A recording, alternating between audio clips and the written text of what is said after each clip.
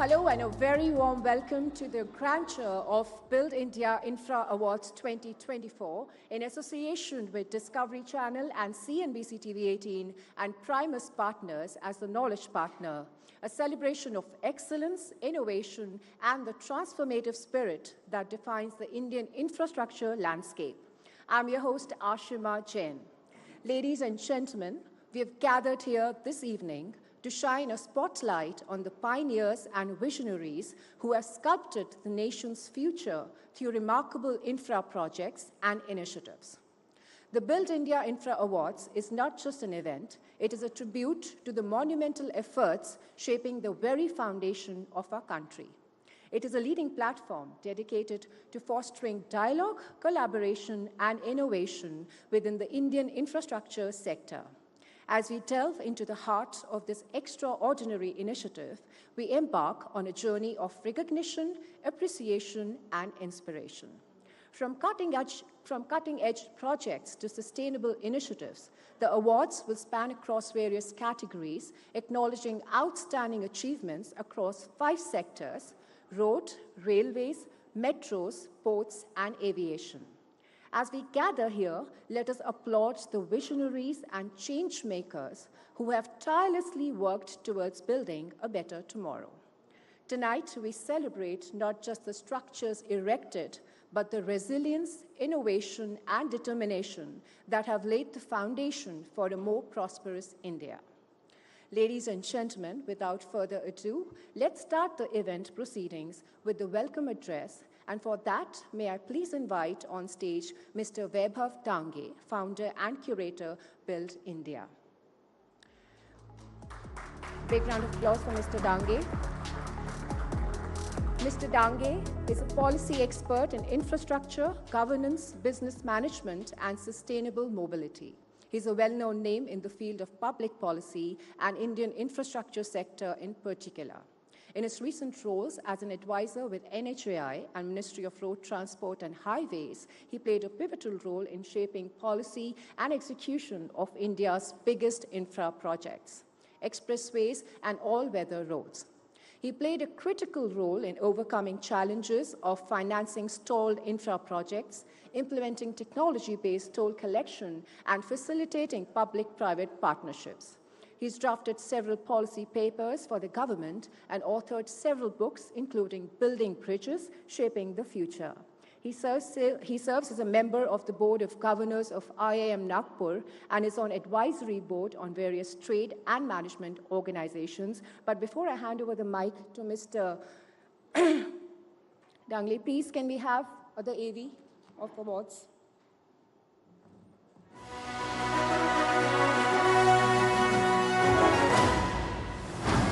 Welcome to the prestigious award function celebrating the remarkable achievements in India's infrastructure development. This evening, we gather to honor the visionaries, the innovators, and the trailblazers who have played key roles in shaping the infrastructure landscape of our nation. In a world where progress hinges on connectivity, accessibility, and sustainability, India has emerged as a beacon of excellence in infrastructure development. From roads and railways to aviation and ports, the transformation has been nothing short of extraordinary. Let us take a moment to reflect on the sheer scale of these accomplishments. The National Infrastructure Pipeline, with its staggering investment of $1.9 trillion, stands as a testament to our commitment to building a future-ready infrastructure backbone. Railways, the lifeline of our nation, have witnessed unprecedented growth and modernization. With the highest-ever capital outlay and ambitious electrification targets, India's railway sector is leading the charge towards a sustainable and efficient transportation network. Aviation, once a symbol of luxury, has now become synonymous with accessibility and connectivity. With the expansion of operational airports and the ambitious UDAN initiative, millions of Indians now have access to air travel like never before. Roads and highways, the arteries of our economy, have seen remarkable progress, with a doubling of construction pace and a substantial increase in the length of national highways. And let us not forget our ports, the gateways to global trade, where initiatives like the Sagar Mala program are unlocking untapped potential and driving economic growth. Last but not least, our metro networks, symbols of modern urban transportation, have witnessed exponential growth, connecting millions of commuters and transforming the way we navigate our cities. This evening, as we celebrate these achievements, let us also reaffirm our commitment to building an infrastructure that not only fuels economic growth, but also enhances the quality of life for every citizen. To all the visionaries, innovators, and trailblazers, we extend our heartfelt gratitude and congratulations. Your tireless efforts have laid the foundation for a brighter, more connected future for India.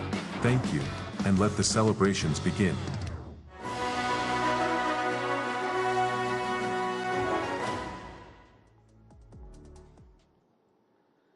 Good evening, ladies and gentlemen, and welcome to Build India Infra Awards. Thank you for being here to celebrate the achievements, innovation, extraordinary efforts that you all have put in here in India by people, organizations, government agencies, to have these trailblazing infrastructure projects that have not only improved the infrastructure in India phenomenally, but it has also created the modern icons for India. Build India Awards, along with Discovery and CNBC TV, is an initiative to actually identify and acknowledge and appreciate and those kind of efforts that have been put in by organizations, individuals, to put in some innovations, bringing in sustainability in whatever we do, in every project, in every technology, and of course, creating an infrastructure that will build the foundation for what India dreams for, becoming a $5 trillion economy, becoming third largest economy. We all will agree that infrastructure is the backbone of any economy, to be developed economy, and the kind of dream which all Indians have of having a developed nation in the shortest possible time. Only infrastructure will play a very pivotal role in ensuring that we are better placed to grab these opportunities that are offered globally for India and become a very developed economy in shortest possible time, even before 2047. As the AV have set the context, we will be covering port, railway, airport, roads, metro, urban transport, these 5 sectors. And our awards will be focusing on the initiatives, the impact that projects have created, the kind of technology innovation that has happened, and the sustainability aspect of each and every project. We received more than 60 nominations, and mind you, the amount of effort the knowledge partner, its team, and the jury had to put in. We were forced with a challenge of whom we should say is better than other. And I think while we were deliberating in jury, that's a good challenge to have. Each and every project was unique in itself, has a unique impact in itself, and therefore I think it's a right opportunity for all of us to appreciate such projects and recognize and appreciate these kind of excellence. India is expanding its infrastructure, and particularly last decade has seen a phenomenal exponential growth of infrastructure. In fact, our GDP to budget expenditure has increased. Our budget expenditure, capital expenditure has increased to almost 10 lakh crores, which is almost 33% of our total budget, and almost more than 3.5% of our GDP. India's logistic market is growing exponentially. We expect that our logistic market will reach to $50 billion from around $43 billion today in another 2 years. India is becoming 4th largest railway network only behind US and Russia and China. We have more than 200 destinations that are connected through air connectivity. Our airport numbers have grown from 76 in 2011-12 to 148 today. Our aviation market is supposed to grow to almost $14 billion by 2020, by the end of 2024, and to around $26 billion by end of 2030, which is again almost doubling in next 5-6 years. I think these numbers are mind-boggling if you look at these numbers purely from the comparing any nation, any country in the world. Our metro, 10 years back, we had metro functional in, I think, 1 or 2 cities and under construction in another couple of cities. Today, we have metro under operation in more than 8 cities and under construction in more than 20 cities.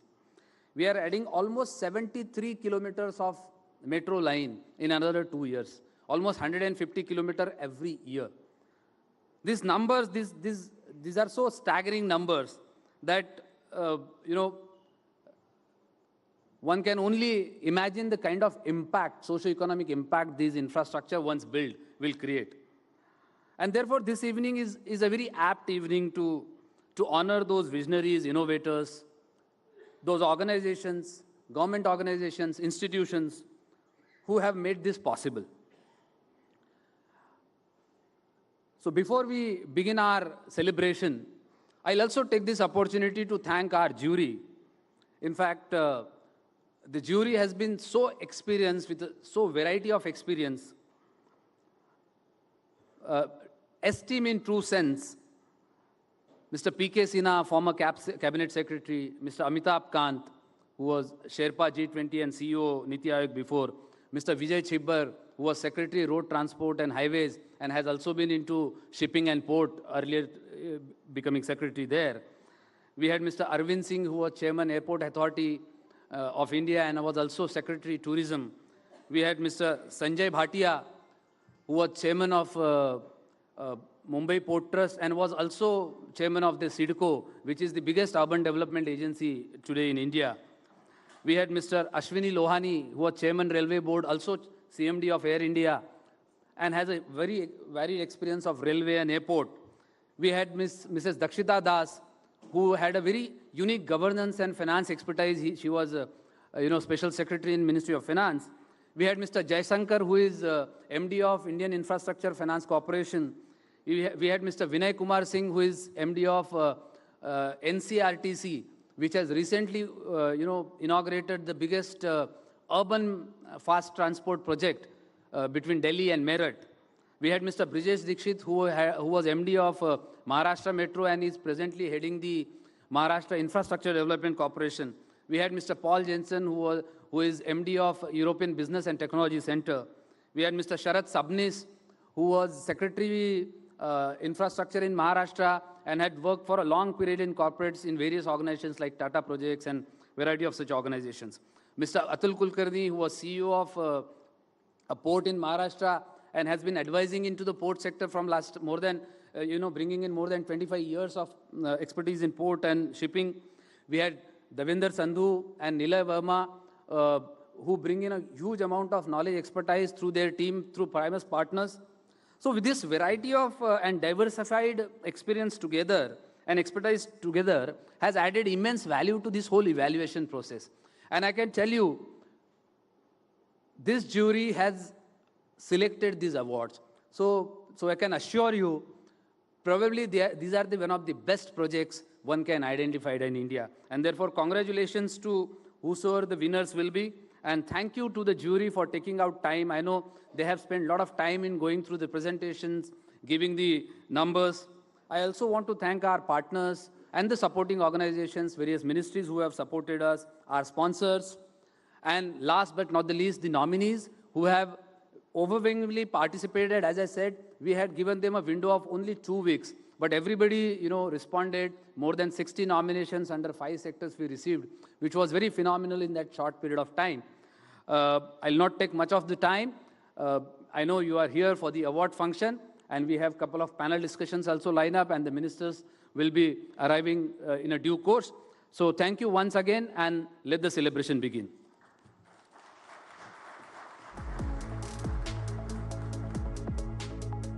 Thank you very much, Mr. Dange, for that perfect context setting for the event. Moving on, ladies and gentlemen, tonight we shall unravel the fascinating layers of the nomination process, a crucial aspect that ensures the most deserving entities receive the spotlight they rightly deserve. Over 60 nominations were received from these 5 sectors across 3 distinct categories, each focusing on impact, innovation, and sustainability. These nominations span across a wide spectrum of projects, demonstrating diversity and ingenuity across various infra sectors. From transformative road and railway projects to cutting-edge developments in ports and airports, these nominations serve as a testament to the outstanding achievements propelling progress and growth within the nation's infrastructure domain. Our esteemed panel of judges, comprising industry experts, visionaries, and thought leaders, have meticulously reviewed each nomination across various categories, such as innovation, sustainability, and overall impact on the infrastructure ecosystem. Through our upcoming panel discussion titled Driving Growth, Infrastructure's Impact on India's Growth Journey, we shall try and unravel the multifaceted aspects of the infrastructure industry, exploring emerging trends, disruptive technologies, and the transformative strategies that will shape the trajectory of projects to come, and ultimately playing a pivotal role in shaping the trajectory of India's remarkable journey towards growth and prosperity. To take this discussion forward and moderate the upcoming session, may I please invite on stage Ms. Mugdha Kalra. Please welcome Ms. Mugdha Kalra. Well, let me also invite our esteemed guests on stage one by one. Please welcome our first panelist, Mr. Arvind Singh, former Secretary, Ministry of Tourism and former Chairman, Airport Authority of India. Mr. Arvind Singh is a retired Indian Administrative Service Officer of 1988 batch. Mr. Singh has served as Chairman, Airports Authority of India. He holds a bachelor's and master's degree in economics from St. Stephen's College, Delhi, and the Delhi School of Economics. He's held several key responsibilities in Government of Maharashtra and the Government of India. He's also served as the Secretary to Government of India, Ministry of Tourism, and was posted at the Embassy of India, Tokyo, as Minister Economic. Mr. Singh has attended mid-career training courses at the Graduate Institute, Geneva, and Harvard University. Now, please welcome our second panelist, Mr. Sanjay Bhatia, former Chairman, Mumbai Port Trust. Mr. Sanjay Bhatia is a mechanical engineer and has an MBA from Southern Cross University, Australia. He's been a Maharashtra cadre IAS officer in the rank of Chief Secretary of the State and Secretary in Government of India. He has 38 years of experience in serving at various senior levels in Government of India and Government of Maharashtra. He is presently the Upalokayukta of Maharashtra in the rank of a High Court judge. His last IAS posting before the present assignment was Chairman, Mumbai Port Trust in the rank of Secretary to Government of India and Chairman, Indian Ports Association. Now, please welcome our third panelist, Mr. Vijay Chibbar, former Secretary, Ministry of Road Transport and Highways. Mr. Vijay Chibbar is a retired Indian Administrative Service Officer with an illustrious career spanning over 37 years in public service. He held the position of Secretary at the Ministry of Road Transport and Highways, concurrently serving as the Chairman of the National Highways Authority of India. Throughout his extensive career, Mr. Chibbar has undertaken pivotal assignments within the Government of India, contributing his expertise to various ministries such as Defence, Health, Commerce, Fertilizer, Shipping and Road Transport, and the Cabinet Secretariat. Additionally, he served as an advisor to the Chief Minister of the Government of Tripura. A member of the 1978 batch of the Manipur Tripura cadre, Mr. Chibbar is a retired civil servant with an impressive track record of accomplishments. Mr. Chibbar earned his master's degree in history from St. Stephen's College, Delhi University in 1977 and is an alumnus of the National Defence College. Last but not the least, please welcome our final panelist, Mr. Sanjay, CEO, Ashok Buildcon. A big round of applause for Mr. Sanjay. A chair, extra chair.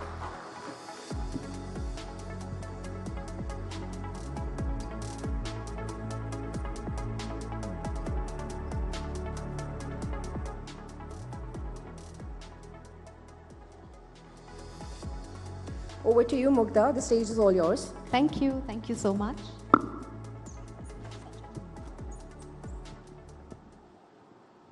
Welcome, gentlemen, to the panel.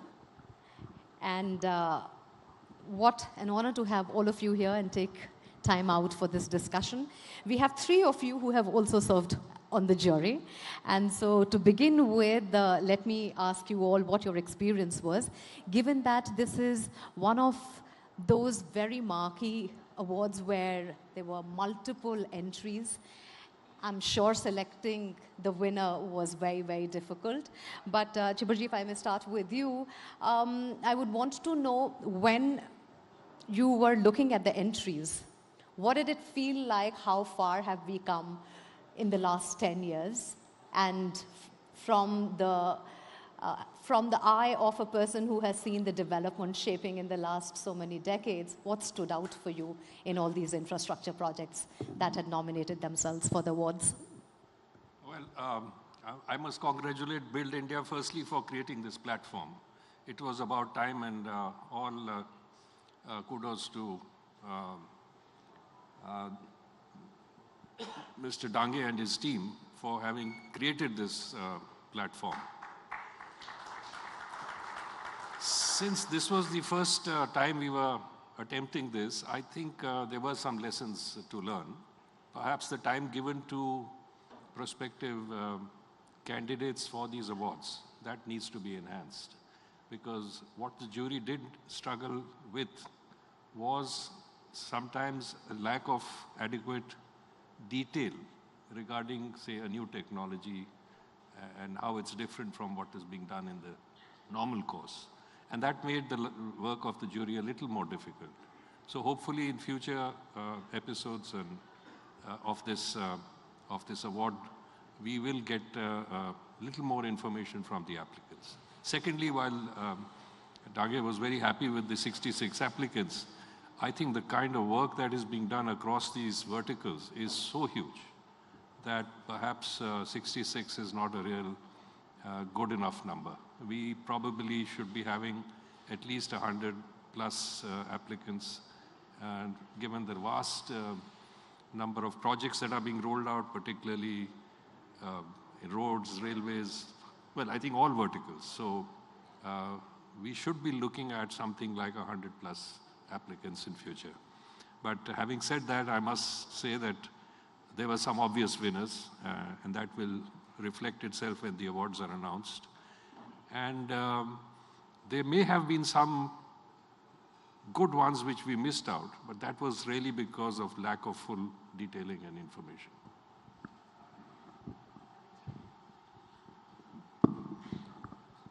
No, I would agree with Sir, Mr. Chibba, when he says that probably the time given to the people to make the entries or the others was short, because we did in the jury struggle with a lot of entries because of lack of detail, because there were 3 categories that we were judging them on: impact, sustainability, and innovation.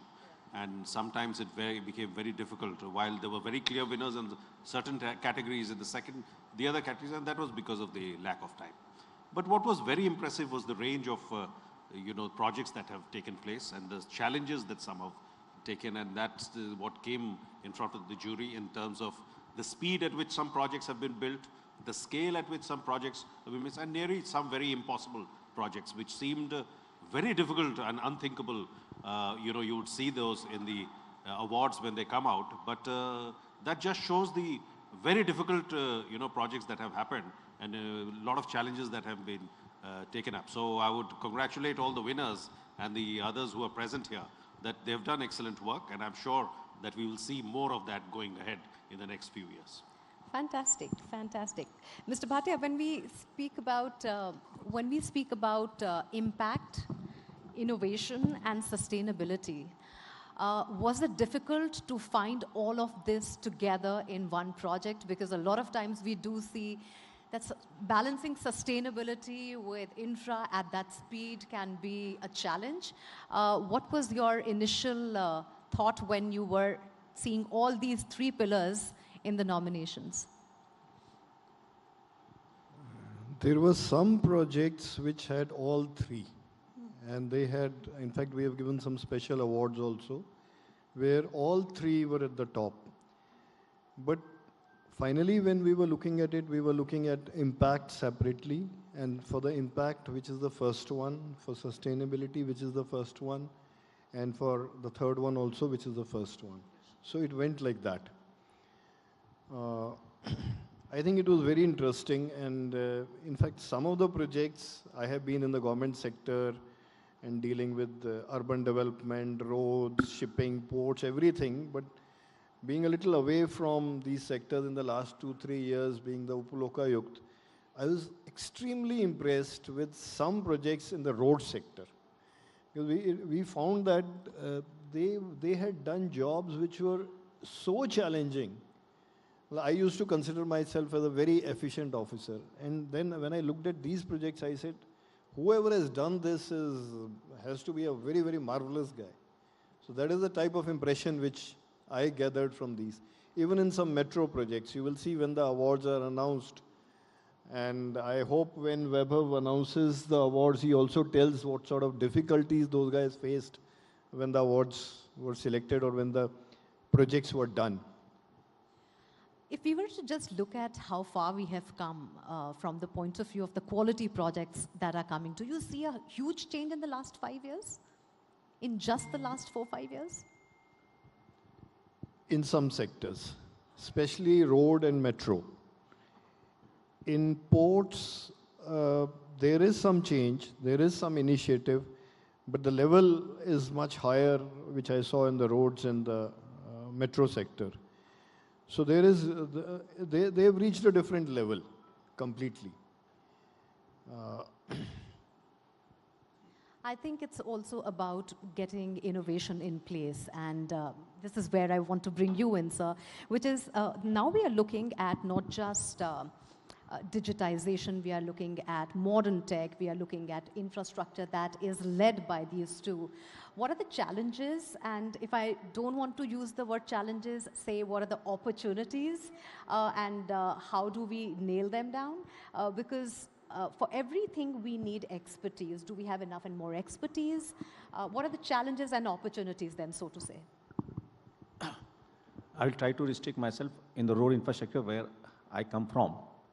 Road infrastructure has thrown a lot of opportunities. Say it not just talk about the innovation first, but let's talk about the, we are talking about socio-economic also one of the time. So we talk about the employment and the more number of roads getting constructed and what kind of employment got generated. Just to give a lot of statistics are available, but just to make the thing simple, the 1 kilometer road is built, almost 1 million labors, 1 million employment is generated per day. When I'm talking about the employment, 1 million people gets a job per day, direct or indirect. So that kind of employment road is generating. Maybe some of the here will agree with that. So when I'm saying direct and indirect together. So this has changed tremendous. That has made a big socio-economic impact when I'm talking about road. And if we add other infrastructure project, infras, what kind of, we can see that impact which has already taken place and which is going to take place. Coming back to, definitely, we were to talk about the innovation. Yes, a lot of innovations are taking place in the road sector. Government has allowed, you can go for different technologies, say it in the, right from bottom to the top, let's say, whether it is a bridge engineering or whether it's road engineering, and new things are coming up. And by the time we talk about this is a new innovation, that innovation becomes old and new for the new innovation come. But that's keeping happening, and which is very vital for the progress. Of course, sir has said it has to be sustainable and quality oriented. So that also is better care being taken. Now we come to the question you asked for the digitization.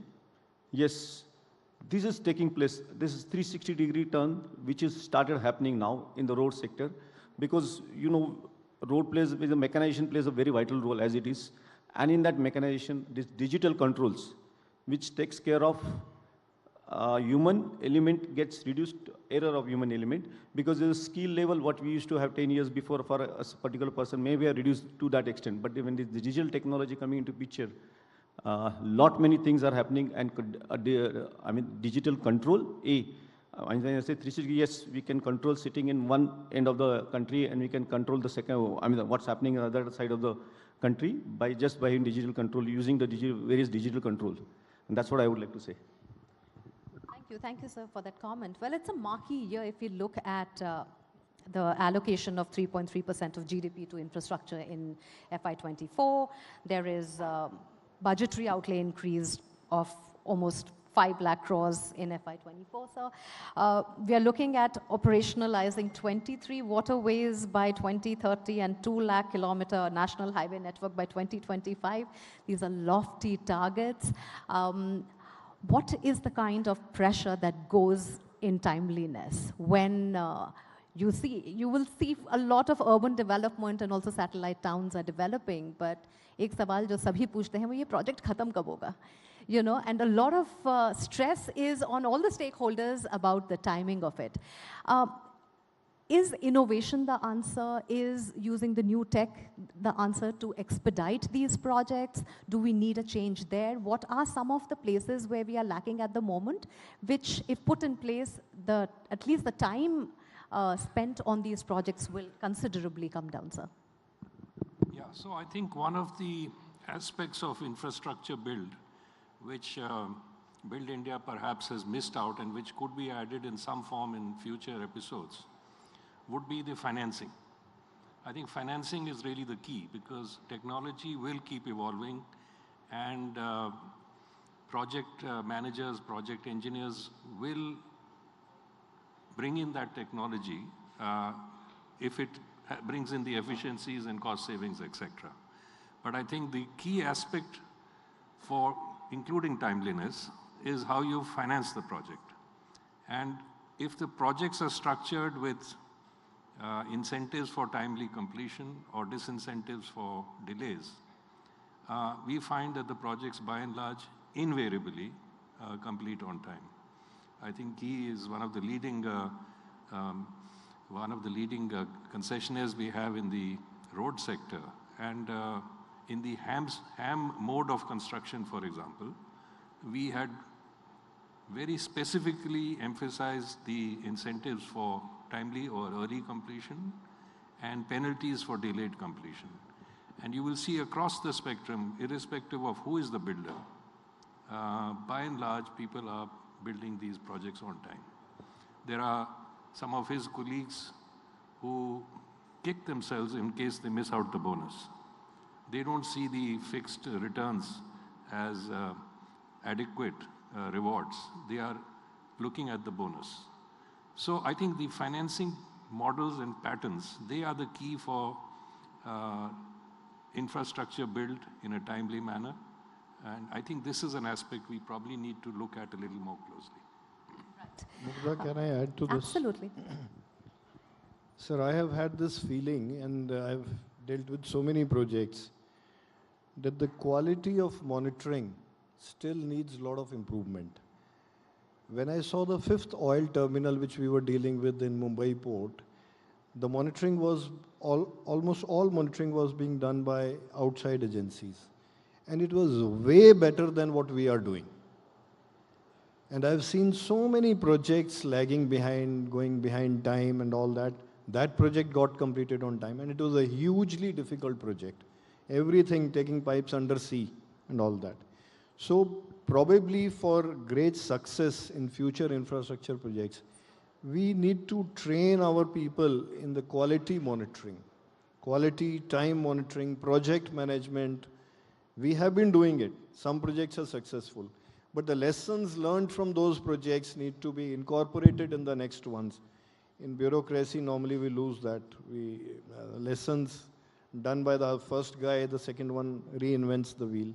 So these sort of things which we need to really focus on, the type of ambitions which we have. Perhaps just to add to what Mr. Bhatia is saying, I think we also need to look at the regulatory framework within the country. Wherever the regulatory framework is reasonably robust, I think as in the aviation sector, you will have a way of solving problems and in a timely manner. But I think we are not spending enough time on really defining what is the role of the regulator and finding the right people to fit in. There's no point just having people with a Sarkari background being plunked onto a regulatory body. There are enough expertise in the field. We need a way to draw that expertise and put them in the right locations. Arvindji, if we are talking about the aviation sector and we're also talking about the tourism sector, both are interconnected, both need to work in tandem when it comes to infra development because they are aiding into each other. When we are talking about tourism and we are talking about tourism that is reaching in the remotest corner, where it is also resulting in inclusion, where it is also giving livelihood to a lot of locals that are living there. There are multiple departments that need to work together. How does this cross-department work then can be facilitated in a more productive way? And what are the challenges there? Well, you're talking about development of destinations at the local level. Predominantly, you know, now there is a thinking coming that you have to strengthen. What we really lack in is a very good destination management bodies at the local level. So, I mean, we have world-class, say, World Heritage says UNESCO World Heritage sites at many places. There are 40 of them now in India. But many places we don't have a strong, robust destination management organizations. So we are moving in that direction where you have a kind of a strong destination management organization at the local level, which is, of course, primarily moved in by the local body, be it an elected body or a body of officials, but that brings in a cross-cutting experience across all departments, to, as well as private agencies, as well as others. And there are, some states where this has gone off very well, some states in the south and some states in the northeast where we are seeing these kind of small destination management organizations come. So I think to have an inclusive growth of tourism at the local level, we need to strengthen very strong these kind of organizations at the local level. Capacities have to be built up, they have to be financed, people have to be trained. And only then, when it happens, will we see that kind of good management and experience going on. Mr. Sanjay, I wanted to speak to you about the kind of pressures that are on private companies as well when we talk about infra development, whether it is to do with land acquisition, whether it is to do with, of course, Sir mentioned the policy frameworks, there are compliances, etc. Is the infra development then also getting a little staggered behind because of all of these very Sarkari work, to be honest, in the sense that, what kind of a partnership there needs to be when, say, private stakeholders are coming with public stakeholders, and all of these policy-centric decisions need to be expedited. Right. I mean, that's a sensitive topic about land acquisition. Let's not go into much detail. But yes, public-private partnership being talked every now and then. And if it can go to the project-centric level, and that trust has to be built.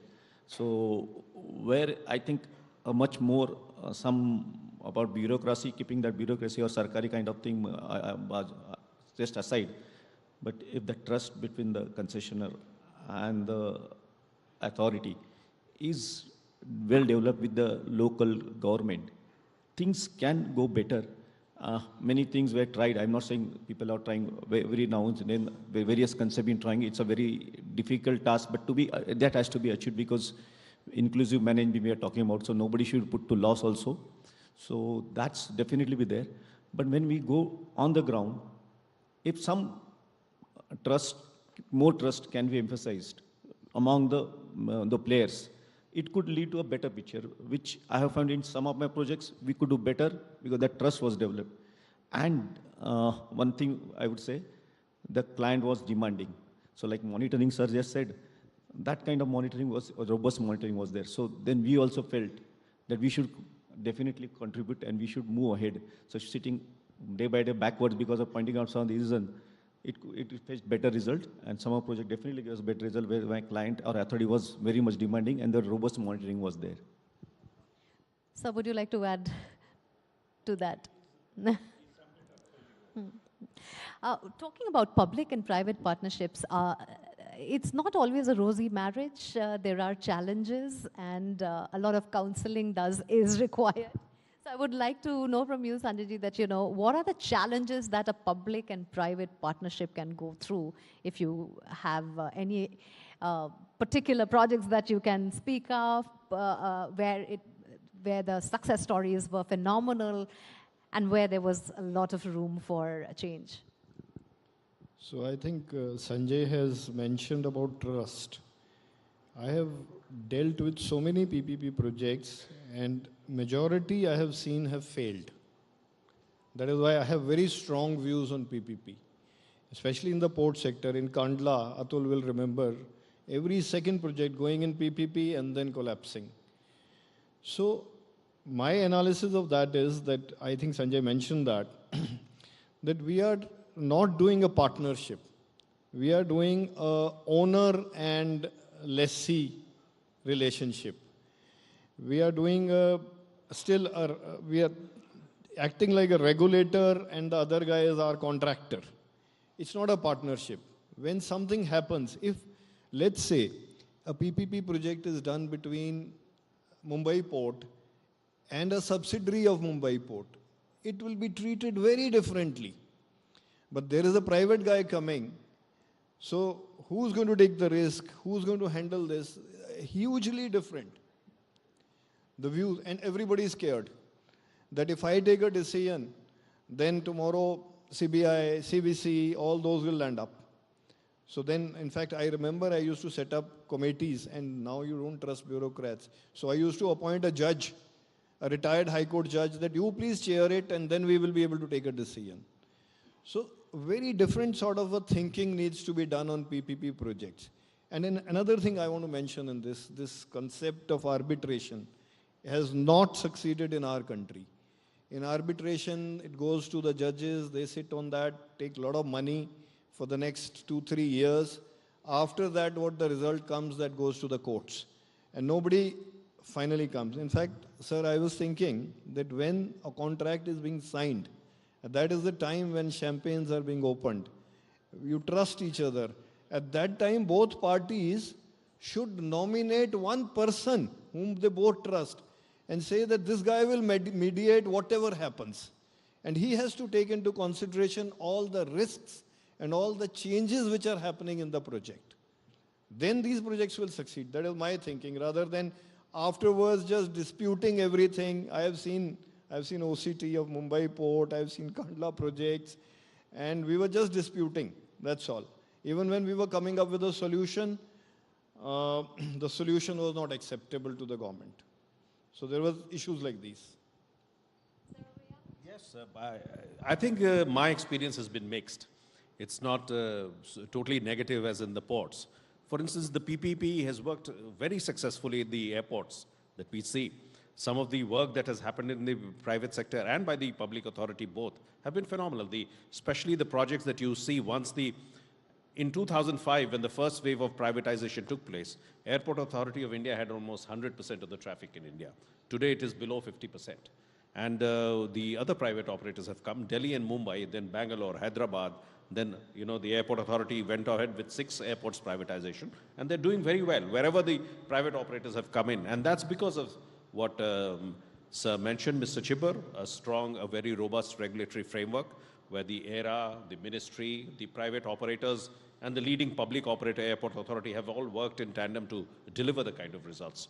And this has been beneficial for all. Not only has the traveling public got better services, but the revenues of the Airport Authority of India have gone up significantly because of the privatization, which has helped them fund new other projects in the hinterland, which were not thought of financially viable, socially viable. Now, but so that's a very rosy picture, very good story, a success story. But if from the other sector where I worked in power, there's a mixed bag. You know, PPP in generation was a disaster because you know the kind of stories that has happened and the private sector that came in and the problems. But in certain sectors of the power sector, again in transmission, it did very well. In distribution, it is not. The private sector has come in mainly where in the urban areas where they are short of revenues and you know, the good returns and adequate return on their the capital employed. So, you know, I think the experience has not been uniform across the sectors, and we need to analyze the reasons why it has been so. I have a slightly different approach because in the road sector, we were the pioneers for PPP when we compare different verticals. I think, you know, if you want to make a success of PPP, firstly, you have to understand the philosophy behind it. If you are not philosophically oriented towards PPP, you will never get it right. And we initially thought that we were doing a great job in the road sector. When we started looking at alternatives within the PPP framework, we realized to our horror that many countries were ahead of us, many. And a country like Brazil was farming out every project, whether it was a health sector, it was a hospital, it was a school, whether it was a waterworks, it was all going through the PPP route. And they were able to structure these projects in a win-win manner. And they were not having the kind of disputes that we have. They were not having the kind of delays that we have. It was across the board. So when Weber was reading out the enhanced allocations, budgetary allocations, it's a good thing in terms of signaling a government's intent that we will focus and continue the focus on infrastructure. But that need not be necessarily linked to the budget allocations. Because if you have a budget, the engineers are smiling, the contractors are smiling, the politicians are smiling. On an EPC, you can have flexibility. But on a genuine PPP project, there are no freebies. So I think before we, in fact, if we really have to sustain the kind of pace that is required to cover the infrastructure gap or the infrastructure, the missing gap that, because ours is a huge country and another decade of this pace or even a decade of this pace of construction will still leave us short of the kind of infrastructure that we need. So necessarily we will have to look at PPP a little more seriously. And that's why right in the beginning, and I echo what Arvind has said, you need a robust regulatory system. Infrastructure by definition will want long-term capital. Long-term capital is available, but long-term capital requires certain comfort. You can't have infrastructure projects cast in stone. We, because of, as Bhatia Saab said, CVC, this problem, that problem, we say the project framework is this, and you shall for 30 years not shift the goalpost. It's not possible. It's not possible. And we do not encourage negotiation or renegotiation of projects. But there has to be mechanism, and there are mechanisms. We need to just draw on the global experiences.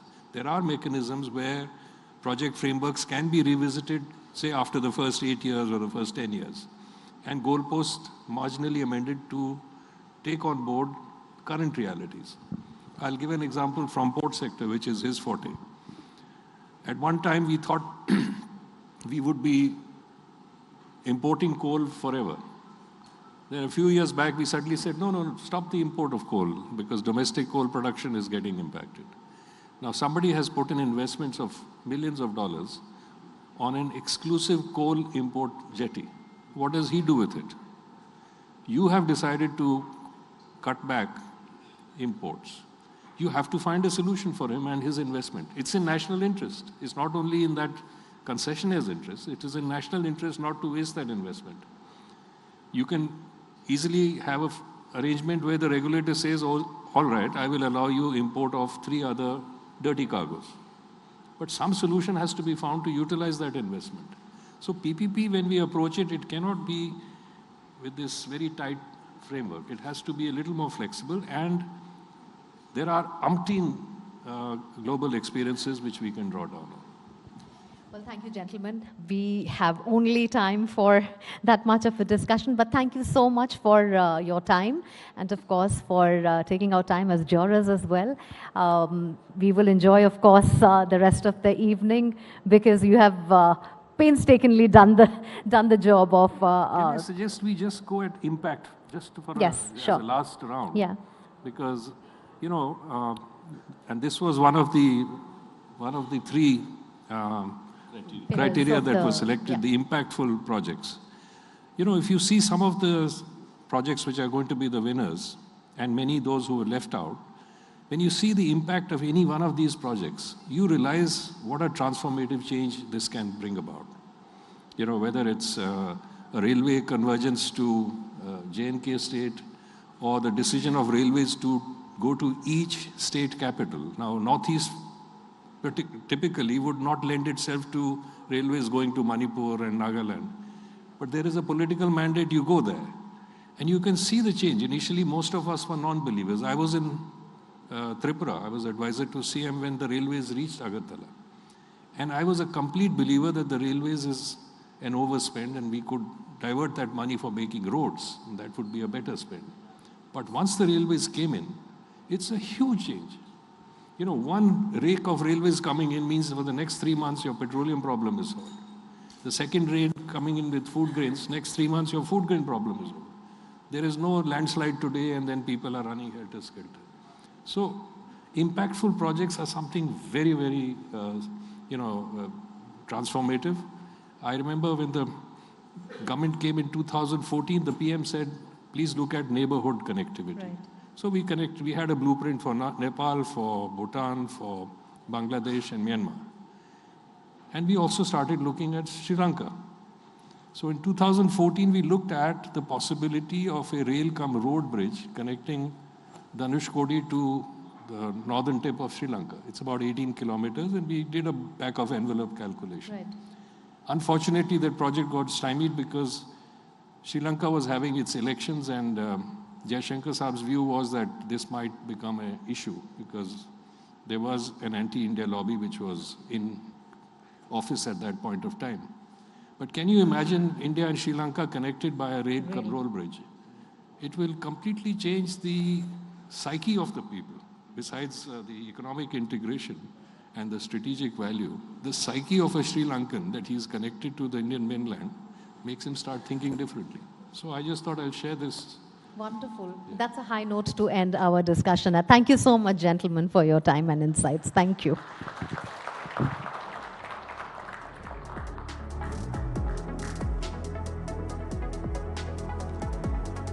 Thank you, everyone, for that enlightening session. Indeed, in the landscape of India's dynamic growth, the convergence of urban development and efficient transportation is paramount to fostering sustainable, vibrant cities.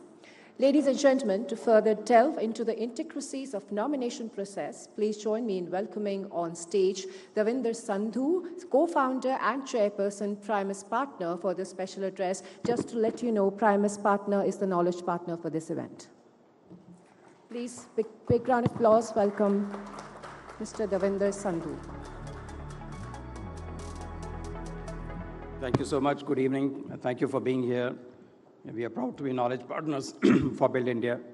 Weber, always a big hand for you. This is fantastic. I mean, part of the job that I have to do has been made easier because some of the intricacies of the selection have already been mentioned by the senior jurors on stage. And one criticism, of course, not a criticism, but a suggestion that came was, of course, for more time. But we all know that the model code of conduct is likely to come soon. And so we actually took that challenge on ourselves that can we hold the inaugural event this year before the model code of conduct, which everybody expects in another 4 or 5 days. So that was actually the sort of stopper for ourselves. But despite that fact, I think that the Build India team has done a fabulous job. There were more than 60 nominations, as mentioned. And so that suggestion is taken, of course, care of. This will be an annual event, and we really look forward to that. Can I have the presentation, please? I believe there's a presentation, or would you like me to? Or we can skip the presentation. So I think most of the jurors have already mentioned The three markers of innovation, there was impact, and there is sustainability. I think the jurors took the right decision on saying that we will not look at impact for those projects that are still not completed, because naturally a project must complete, it must have a certain life for us to know what are the outcomes beyond the output of the project itself. So that was an important decision that was taken, and that's the way it went. In terms of innovation, those projects that were under construction were also taken care of, because while examining the data that came in, we realized that during the phase of construction itself, there are a number of innovations that are seen which we would like to advocate. So I think beyond those two markers is where you see most of these projects spread out. And there were two projects, I believe, that the jury finally picked up as best across the class. I think when the jury's decision is placed before you, we'll all applaud the designers, all the people who worked on those projects, and of course the project sponsors who led those projects towards completion. So this was the broad framework, but I would also like to share with you that post-event, we plan to bring out a knowledge paper. The whole idea being that whatever innovations have happened here and whatever good practices have been adopted, they should be propagated across to the industry. And we will go across to all organizations, all state governments, all project sponsors and regulatory authorities to share the lessons that I've learned. One suggestion that came up, and I was just discussing outside before we came in, and that was my experience actually from an event that I was a panelist at in Canada at the Canadian Society of Civil Engineers. It's a little, touchy subject in some senses, I must say, but it's very important for our country as we go forward, because I think some of the biggest projects, the biggest capex in all these sectors will happen in India in the 10 or 15 years going ahead. And that learning for me was that the Canadian Society of Civil Engineers actually brought out only one book at their annual event. Ladies and gentlemen, that book is called the Book of Failures, because they say that at our annual event, we want to know what didn't work. What worked is fantastic, but it is more important to share what did not work.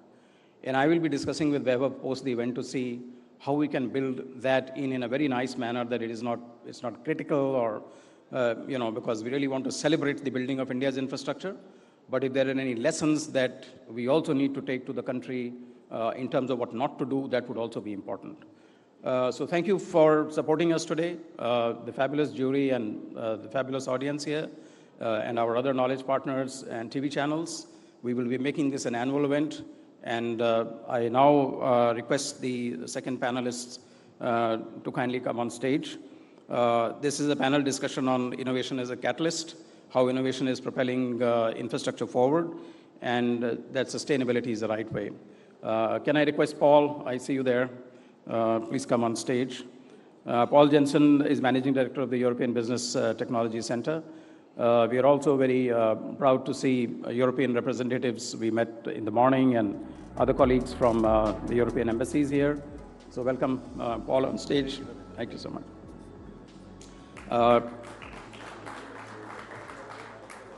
Can I also request Srimati Bharti Chaturvedi? She's the founder and director of Chintan Environmental Research and Action Group, very active in flagging impact and innovation and sustainability across. Thank you, Bharti ji, for being here. Can I request Shri Pavan Kant, who is the CEO of Interrise Trust, to please come on stage? Thank you, Pavan, for coming in today and taking time to share your thoughts with us. And finally, Shri Mahendra Kumar, Director Electrical and Rolling Stock from NCRTC. Oh, there he is.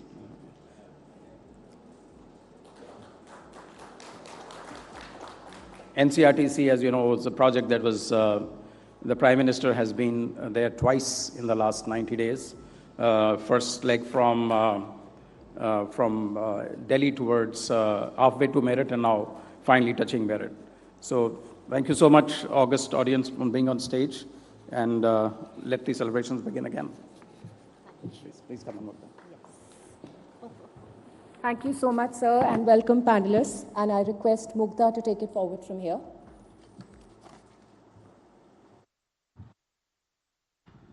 Welcome to you, all the panelists. I've already been told that we will have time for one quick round of questioning because we already have Minister Sir here. But the opening and the closing comments will sort of come together. Paul, if I may start with you.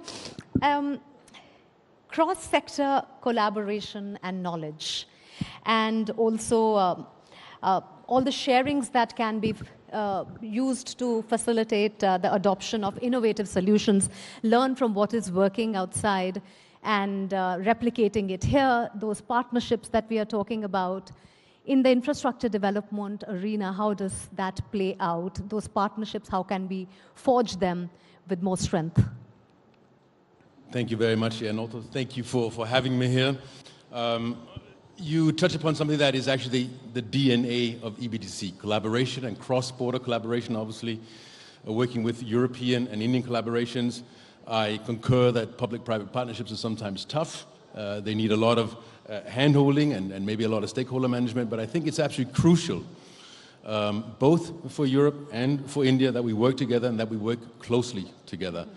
There's a lot of learnings to be had. Europe can learn a lot from India. India can learn a lot from Europe as well. And I think what is actually critical, you said, can you learn from one sector to another sector? And in so many sectors, what I experience in many projects across sectors is that you can say one sector's waste is another sector's fuel.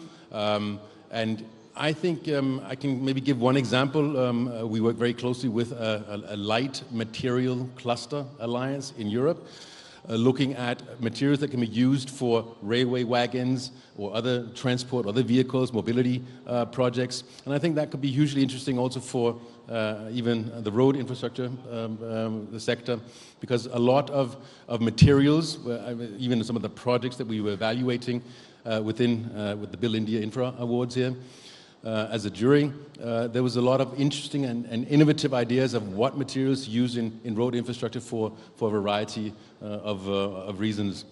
And I can say, as a European, I've been living in India for quite a while, and you asked a question to another juror earlier, have you seen any change? Yeah, and I came to India in 2005. I've lived in Delhi ever since then, and I have just been blown away by the development that has happened in India. I've seen a new airport being built here. I'm seeing the second airport being built in Delhi. I've seen the expressway being built. I've seen Gurgaon being built. I've seen metros being built, flyovers being built, buildings being built. And I think I've seen more in the first 5 years of my time in India than I probably would in 20 or 30 years in Europe. So there's a lot of opportunity to collaborate together. And I think for a lot of reasons. And I'm extremely pleased to see that Build India Infra is doing this, because it is increasingly important that the focus is on infrastructure. It's not always a sexy topic. We're all talking AI, fintech, and a lot of technology and scalability. But at the end of the day, for two regions to work together, for India to become a larger integrated part of global supply chains, infrastructure is hugely important, logistics is hugely important.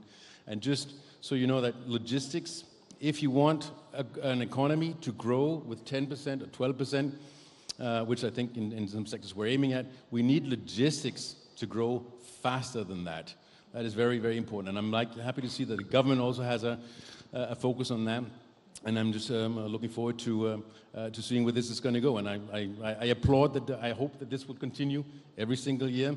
And get a focus on the infrastructure space, get a focus on the logistics space, and then you will see how India will be a preferred partner for the rest of the world.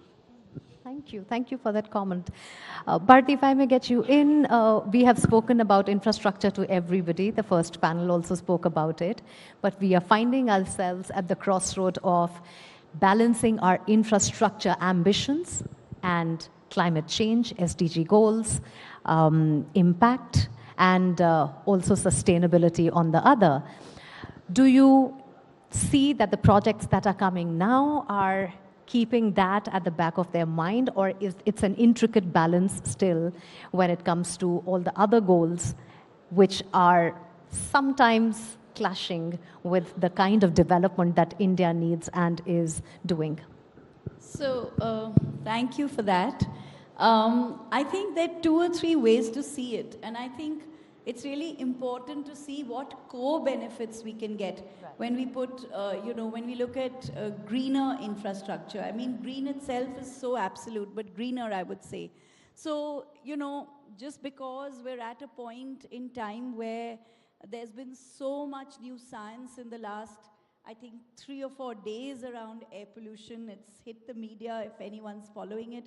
I'll just talk briefly about a couple of things where, for example, when you typically, India has 13 of the 20 most polluted cities in the world. And burning tires, for example, is a significant way, whether you put it in brick kilns or whether you just burn them through informal actors. These are significant source of air pollution. But when you put them into crumb rubber and put them in roads, then you have better quality roads, and you also have circular economy.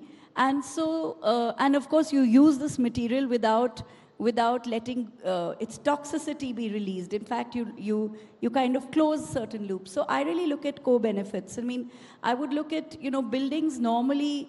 There's a lot of conversation around buildings where people are talking about, okay, how do you cool it more efficiently and how do you heat it or whatever. But actually 80% of the carbon is already embedded in the building by the time it's built.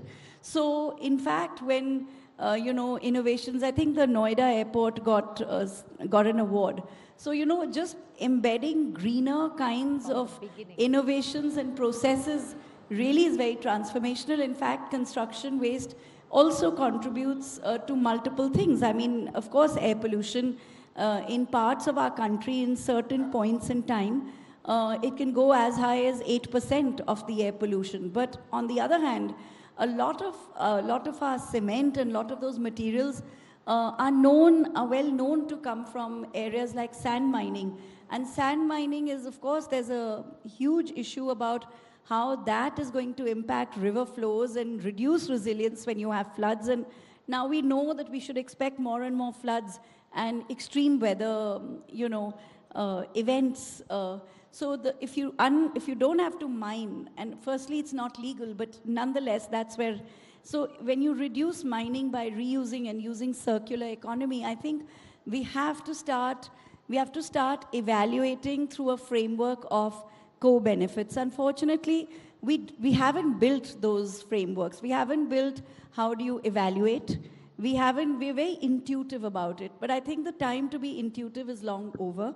There's no space. We're in an emergency. I mean, you saw what happened last year. There were floods here and floods there. Now, we've had an extremely hot year last year, the hottest ever. And India is so prone to, the impact of climate change without actually contributing to that climate change. So now we have our own resources, and I think we have to do 3 important things. We have to learn to evaluate and monitor what is green and how to be greener. I think we also have to have incentives. We don't have enough incentives as of now.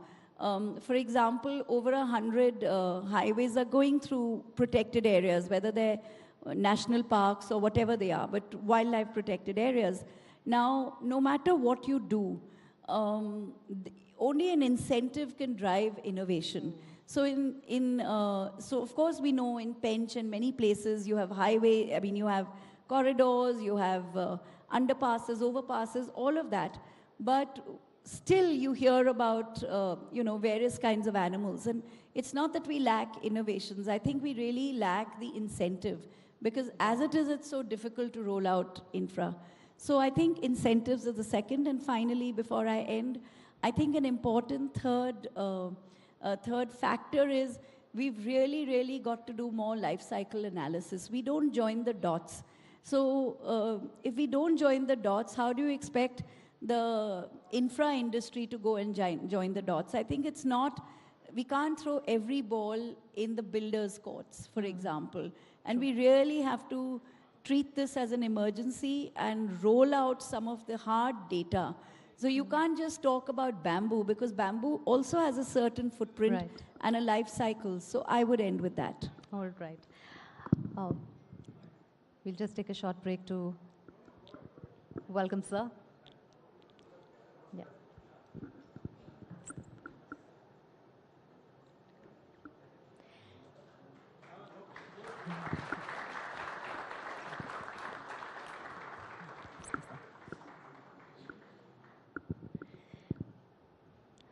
Pavanji, now you have a bigger audience.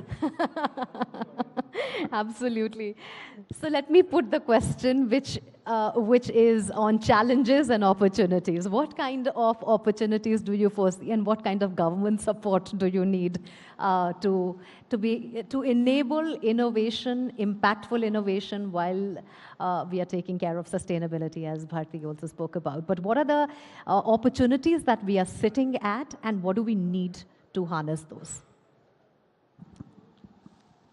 I think we have come, we have come a long way in terms of where construction was, how they were conceptualized. During my growing up years, we were having an average age of a project as about 9 to 11 years. That was a time when the average age of a large mega project would be about 9 to 11 years. Then came down to 5 years, and today we are speaking about doing projects in 30 months, you know. And whilst there are delays in projects, but at least we find that there are also Guinness Book of World Records that have been established in the last few years, and from our country and our sector. So there are a huge amount of improvements that we have done. One of the finest examples of improvement was at, you know, just about a decade back when we were struggling with what sort of model of contracting is there. We used to only have the master-servant relationship of a contracting, which was an EPC, which was an item rate contract. And then we migrated to EPC contract, we migrated to BOT toll-based contracts, HAM assets. Today we have come to a stage where you have 5 or 6 models of contracting in front of us, of awarding works. So we have made a huge amount of progress in that. Right. In the whole philosophy of doing projects, we have also found that there is an element of incentivization or an acknowledgement of efforts or value engineering that one wants to bring in.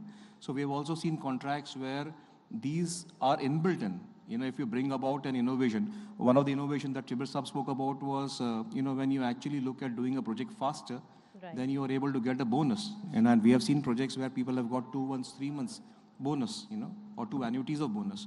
So there have been significant amount of improvement that have happened. In terms of opportunities, I think one of the biggest opportunities that we have is how do you actually look at bringing about innovation into the way we do things. Right. One of the biggest challenges that we are going to face is in terms of your natural resources. India, to the biggest resource crunch that we certainly have, or we should be very concerned about the valuable resources that we are going to expend, is going to be the bitumen that we keep on importing. And the other is the fast depleting aggregates. You know, ultimately we're going to start losing mountains. So if we are not very concerned about that as people, as stakeholders, as contractors, as engineers, as developers, as stakeholders, that the fast depleting aggregate base that we will have, we don't value that. It's very low in the value chain at this moment of time, but in terms of the value chain that it should be, it's extremely high. So if we don't think about what we can do to reduce the erosion of that, what we can do to reuse and recycle, I think we will be facing some of the issues that we are speaking about. So to that extent, I agree with my co-panelist in terms of how can we recycle better, how can we reuse better. If we can bring about framework for that, and use that into the next set of road projects that are going to come in, I think that will be extremely valuable. The other one that we should also look at is in terms of, whilst we are, we are bringing in new technology. Right. At the same time, the technology will also have a redundancy impact onto our existing set of people. Like we got in fast tags, and then we are talking about the new set of the satellite-based way of collecting tolls, which have made significant progress world over, and it will definitely make life simpler for all of us. At the same time, we also need to now look at how are we going to actually transition the existing set of toll operators who are working on those. How can companies like ours look at adding skill sets to them, such that they migrate and become employable somewhere else, and so those are the challenges that we are looking at this moment of time. Mahendra ji, बहुत जल्दी आपसे सवाल पूछूंगी और इसका जवाब लूंगी. Satellite towns and main cities each have their own challenges when we talk about infrastructure development, because there is lots that's going on. The challenges are of a different level, but we do need to develop our satellite towns. If you can suggest 3 things that can facilitate this, what would those be? And with that, we can wrap. Very rightly said. One thing that before going to that, I would like to add, innovation and sustainability, which my co-panelists spoke on that. Innovations and sustainability, they go hand in hand. So, until unless you have innovation, you can't think of making it more and more sustainable every day. Citing some examples which we have encountered in metros or Indian Railways, or I was in Indian Railways, then Delhi Metro, then Lucknow Metro, and now I am with NCRTC. So, for sustainable, you need basically the financial sustainability. And the financial sustainability comes only when either you maximize your revenue or you minimize your expenditures. So there have been, how to maximize your revenues, I think globally, the metros which are sustainable, they are following it. They are being copied in India. They are being copied in Delhi Metro, copied in NCRTC, and going steps beyond to make them financially sustainable. And how to reduce the cost? I think power was one of the things. We have to see how to reduce the cost of the energy which we consume, because generally metros have 30 to 40, 35% of energy consumption for the operations. So there we have to look for sustainability. So that is, and coming to your question, I think transportation solutions, I think that is one of the most important solutions for the cities. Thank you, sir. Thank you to all my panelists. Thank you for your insights and time. And we'll now have Sir address us. Thank you. Thank you very much, everyone, for those valuable insights. Moving on, ladies and gentlemen, in the tapestry of India's growth story, infrastructure development emerges as the linchpin for realizing our collective vision of becoming a superpower economy and a developed nation. Tonight, we have the privilege of engaging in a fireside chat with an influential leader who has revolutionized the transport infrastructure landscape in our country. From his pioneering days as the PWD Minister in Maharashtra to his current role as the Minister of Road Transport and Highways in the central government, he has been a beacon of innovation and efficiency. Widely recognized as the top-performing minister in the Modi government, he has tirelessly worked towards giving India a world-class transport infrastructure that aligns with the ambitious goal of equaling the US in road infrastructure in the next 5 years. The National Infrastructure Pipeline and PM Gati Shakti Master Plan stand as cornerstones in this transformative journey. With a steadfast commitment to bringing down logistics cost to single digits, the government under his stewardship has conceptualized the Bharatmala Pariyojana, a flagship program for developing 65,000 kilometers of highways across the nation.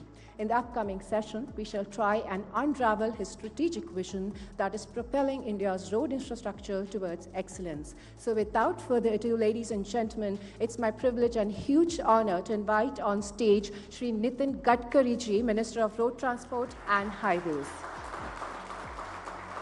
Yes, sir. May I request Mr. Davinder Sandhu to present a bouquet to the Honorable Minister, please.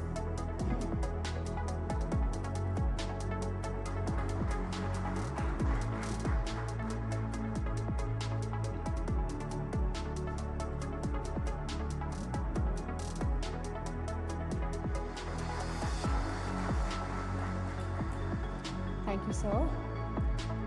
And now I would like to invite on stage Parikshit Luthra for your fireside chat with Shri Nitin Gadkari ji. The discussion is on the road ahead for India's infrastructure. Parikshit, over to you. Thank you so much, Ashima, and thank you very much, everyone in the audience, for joining us. This has been a fantastic evening, and Minister Gadkari, we couldn't have thought of a better person to speak about. Today, we're talking about a time when the pace of highway construction over 2014 has grown almost over 143%. The National Highway Network has seen a 60% growth over 2014. And today, there are two achievements which we must highlight, sir. One, of course, is the 8-lane Dwarka Expressway. This was very close to your heart. And the indigenously developed Agni 5 successful test flight. Ladies and gentlemen, a round of applause for Minister Gadkari and the government. Thank you. So let me begin by asking you about the Dwarka Expressway. How do you believe this could be a game changer for the future? The basic problem in Delhi NCR is basically traffic jam and pollution. Now you just can imagine from Dhola Kuwa to Gurgaon, the traffic is 3 lakhs PCUs. And the road maximum it can be up to 60,000 PCUs. So every day people are facing crucial problem. But now because of Dwarka Express Highway, now it's a very interesting design. On the down level, there is a tunnel, urban tunnel, that is of 8 lane, then 10 lane roads, the upper side, and then flyover. So also there is a railway overbridges.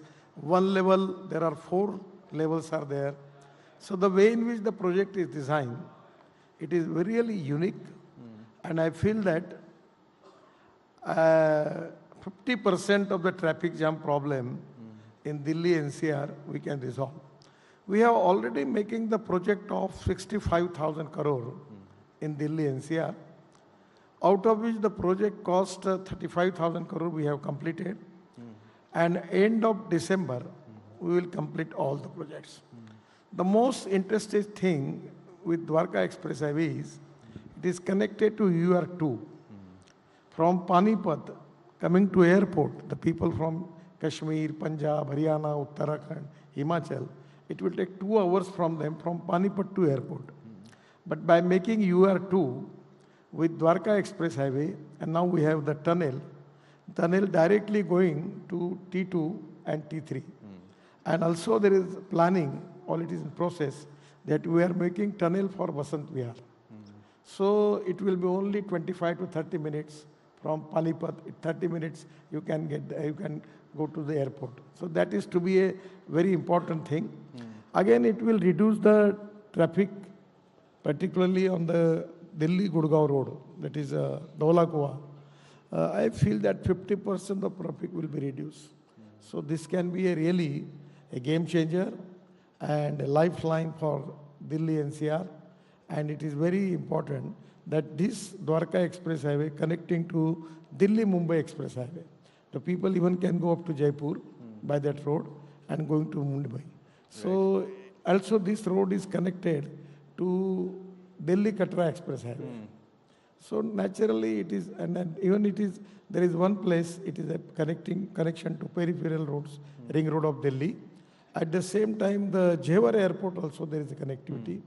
So overall, this type of new infrastructure which we are developing, 100%, I am confident that it is going to reduce the traffic jam and air pollution problem in Delhi. And let's not forget, sir, the cost of logistics. What you're talking about, places like Jewar, places like Gurgaon, Sonipat, these are all major industrial belts, agricultural belts in the country, and every factory there will benefit from closer locations near the airport and easier travel as well.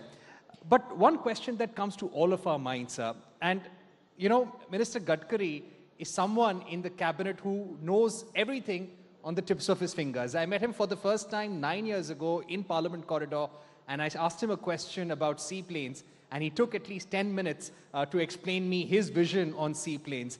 He has achieved a lot in the last 10 years. I'd like to ask you about what next, sir, especially when it comes to the Viksit Bharat vision. The Prime Minister has said that infrastructure in India will develop manifold in the next few years. In this calendar year itself, he has launched infrastructure projects worth 10 lakh crore rupees. 1 lakh crore worth of national highways have been inaugurated, or the foundation stone has been laid. Now, when it comes to developing infrastructure for the future, in the Viksit Bharat narrative, what would that be? Actually, we are already constructing 36 green express highway. Just I am giving you the example. You start from Manali. Manali to Rohtang Pass, previously the journey time was 3.5 hours. But because of Atal Tunnel, it is only 8 minutes now. And after coming to Atal Tunnel, we have now in the process of making 8 tunnels up to Ladakh and Leh. Then Ladakh, Leh, you come to Jojila, it is to be the longest tunnel in Asia, 11 kilometers near Kargil. And then you can come to Jedmore. And after Jedmore, we can come to Srinagar. Then Srinagar to Jammu, we are making 18 tunnels, out of which probably within 3 months, all tunnels will be completed. And before coming to Jammu, near Katra, there is Delhi-Katra Express Highway. So from that express highway, it is Delhi to Amritsar 4 hours, Delhi to Srinagar 8 hours, and Delhi to Katra 6 hours. So by that highway, you come to Delhi-Mumbai Express Highway and directly going up to the Surat. Now this is a game changer. We are going to reduce the distance between Chennai to Delhi by 320 kilometers. From Surat to Nasik, Nasik to Ahmednagar, Ahmednagar to Solapur, Solapur to Kurnool. Now, from Delhi to South India, anywhere, you don't need to go to Mumbai and Pune, Kolhapur and Solapur. So after Solapur, it will be connect to Kurnool. And Kurnool to Hyderabad, Trivandrum, Cochin, Bangalore, Chennai, and Kanyakumari. So when I was student, there was in the discussion and speeches, our leaders were talking about Kashmir se Kanyakumari tak. So that is to be first time we are seeing that Kashmir se Kanyakumari tak. And the most important thing is, there are two important things which futuristic planning and futuristic implementation is very important regarding the development. The one is this green express highway, where 100 to 120 kilometers is average speed. So now, by end of this December, Delhi to Jaipur, 2 hours. Delhi to Dehradun, 2 hours.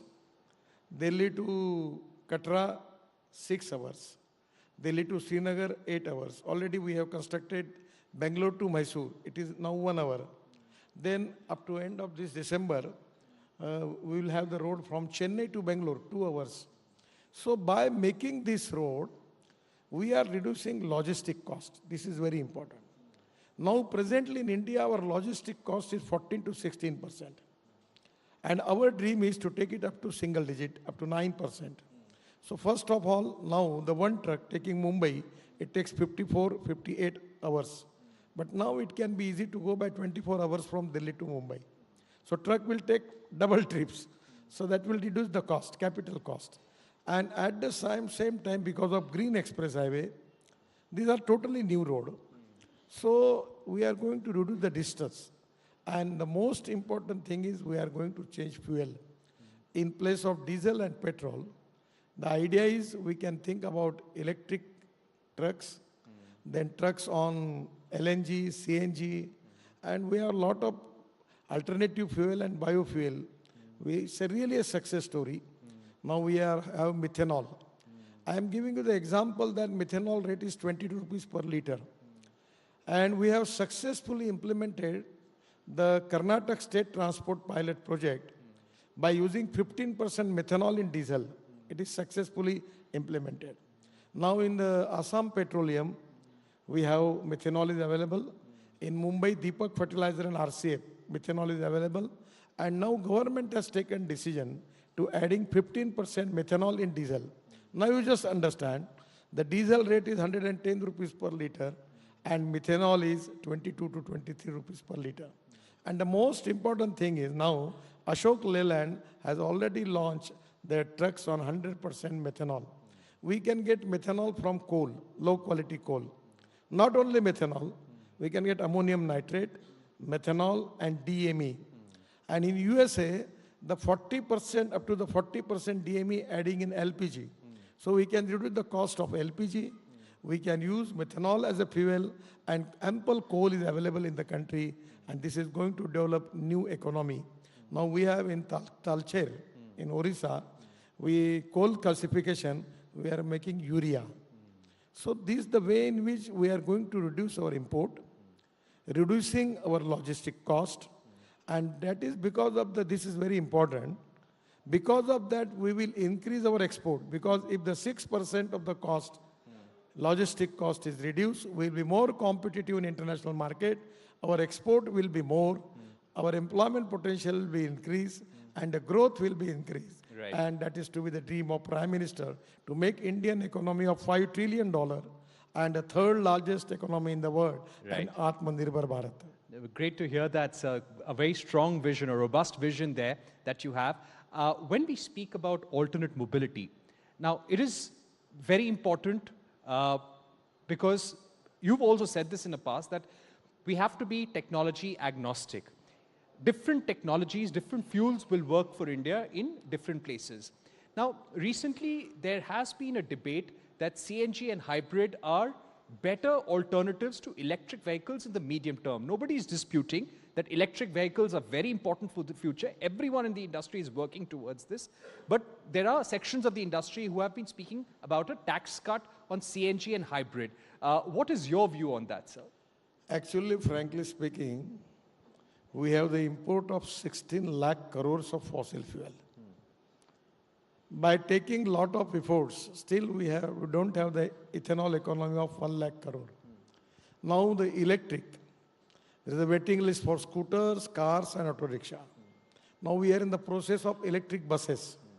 Now I am confident that within 5 years, the metro cities like Delhi, Mumbai, everywhere we will have 100% electric buses. But the problem is that in construction equipment, in shipping, everywhere we are using this fossil fuel. So my suggestion is, sky is the limit. Don't waste your time in all this discussion. Find out the option for diesel and petrol, which is a big import for the country. It's an economic challenge. And also pollution point of view, it is a very, very serious issue. So whatever the alternative you have, you take it. Now in Assam, the Assam Petroleum, they have got methanol is available. So in Assam and Northeast, we can convert our transport on methanol. In Mumbai, if the methanol is available, the Mumbai-based buses, we can convert on methanol. Somewhere, ethanol is very important economy. Now the problem is that our 65% of the population belongs to agriculture. And our contribution from agriculture and allied industry in GDP is only 12%. From manufacturing sector, 22-24%. Service sector, 52-54%. So this is the time, and very seriously is an important issue, that how we are going to increase the agriculture growth rate. And that is the reason that we need to diversify agriculture towards energy and power sector. I am always telling to the people, because I am farmer. किसान अन्नदाता था, अब ऊर्जादाता बन गया, अब हरियाणा पंजाब में bitumen बना रहा है. We don't need to import bitumen. We have a good quality of bitumen from Parali. Right. And now in Panipat, from Parali, rice straw, the Indian oil is making 1 lakh liter of bioethanol per day, then 150 ton of biobitumen per day, and 76,000 ton bio-aviation fuel, sustainable aviation fuel. Right. So, Kisan Hawai Indhan Data bhi ban gaya. So, this is to be way by which we can even create growth rate in agriculture, to create more jobs in the rural agriculture and forest area. And that is very important for Atmanirbhar Bharat. And my feeling is we should give highest priority for all these alternative fuel and biofuel, by which we are going to create job opportunities and pollution-free fuel for the country. And it is also cheaper. It is also cheaper, and we need that for our energy security, most importantly, sir. And we've sir, seen... today I have got my car, Innova. Okay, it's a hybrid car? Yes, it is 100% on bioethanol. And now as compared with petrol, the cost of the ethanol is coming 25 rupees per liter as a petrol. And it is creating 60% electricity. Beautiful car. I got hydrogen car. Now the future is hydrogen.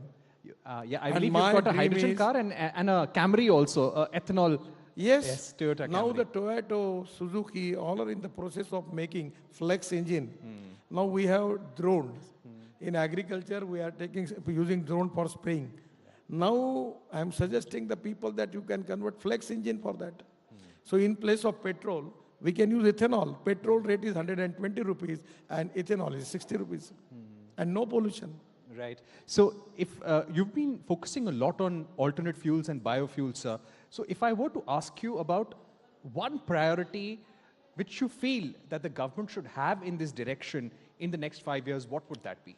Sir, first of all, that is not one priority. Now in construction equipment, the 10% of the cost of the project is going for diesel. So now already when we have exhibition, we have electric machinery now, electric construction equipment available. I'm giving you the example, I was insisting JCB to make JCB on biodiesel or bio-CNG. Now they have a hybrid JCB on CNG and diesel and JCB on hydrogen and diesel hybrid. So they have got a lot of orders. It reduced the cost. Economy is very important. In the road construction, I always tell into people that you have to reduce the cost of construction without compromise with the quality of construction. We are already using more than 1 crore lakh ton of municipal waste in different roads in this UR2. We are already have used 30 lakhs ton of municipal waste from that Gazipur, the big mountain of garbage is there. So my suggestion is, we have to find out the alternative materials. We have to find out the good technology and successful practices in the world. We have to reduce the cost. Now this enforcement concrete technology, by which between the two pier, we can go up to 120 meter. Now presently in metro, we are making it only 30 meter. So this is going to reduce the cost. So this is very important, that without compromise with the quality, how we are going to reduce the cost, and that is to be very important for the country. I think that's a very important point, something that Anand Mahindra had also said, that we all need to think about how to reduce our cost structures, and manufacturing, construction costs, logistics, all come as a part of that. One important question that everyone would like to think about, we're always talking about decongesting our cities. And Minister Gadkari, over the last 9 years, you've held a lot of meetings about that.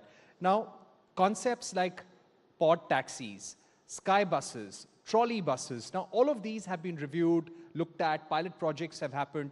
What all out of this is actually realistic and things we can drive for the future? We have already got the project, 260 projects, costing something 1,60,000 crore, out of which 20 projects already we have added. And now this is the time that we need to think for the future, for new technology.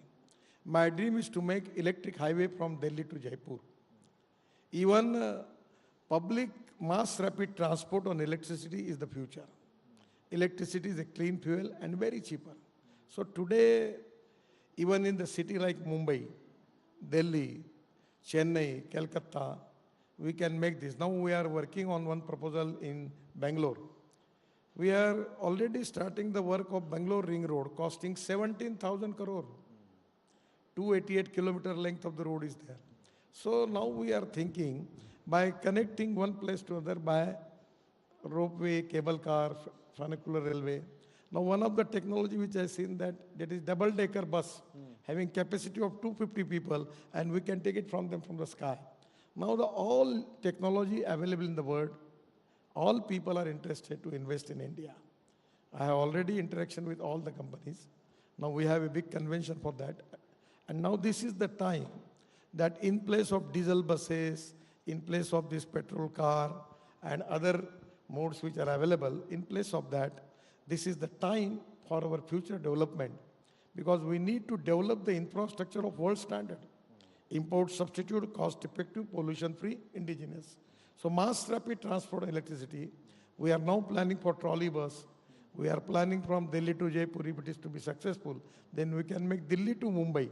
And even truck can go by electric. Then in place of 110 rupees diesel, the electric cost will be 8 rupees. So it is going to reduce the cost. So this is type of futuristic technology in the transport is very important. Regarding the seaplane, already we have got a lot of rules, regulation, everything is there. We need investor. It is possible. Right. Now I'm telling you, Mr. Bhatia is here.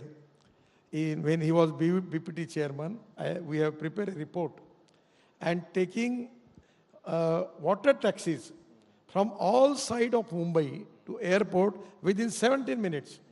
For the new airport in New Mumbai, there will be connected from Kalyan, Dombivali, Vasai, Virar, everywhere.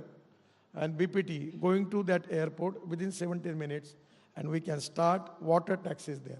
So it will reduce the pollution, reduce the traffic jam. You know, of course, those are great ideas for the future, sir. Now, when it comes to unlocking private capital, now this has been a priority for the government. We want more private capital to come in, more FDI to come into India. Infrastructure is definitely an area where we can see more investments. How much of your time, sir, goes into speaking to the private sector on how to increase the flow of investments into infrastructure projects where government is trying to make it easier for policies to function, for businesses to function? No, I don't want to waste my time with discussion with the people and investors. They are coming to me. They are coming to you. And I am happy. I am dictating my own terms. And now my dream is, I don't want foreign investment. In our INVIT model, we have decided to take money, investment from the poor people, the small people, the waiter, the driver, the constable. And in our INVIT model, we launched it for 7 days at that time in Mumbai. But first day, within 7 hours, our INVIT model bond issue was subscribed 7 times more. We are giving them 8.05% interest yearly.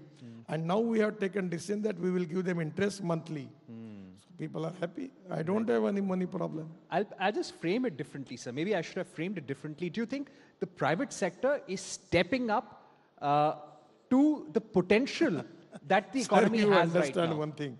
These are very intelligent people. They know that where is the viability, where is the long-term returns. Right. And now the return on their money in their country is 2%, 3%. But India, there is rupees-dollar fluctuation is a problem. But at the same time, they are getting good returns in India. So we don't have any problem. Even in logistic park, ropeway, cable car, funicular railway, roadside amenities, even in the road construction, BOT, hybrid annuity. I'm giving you the example.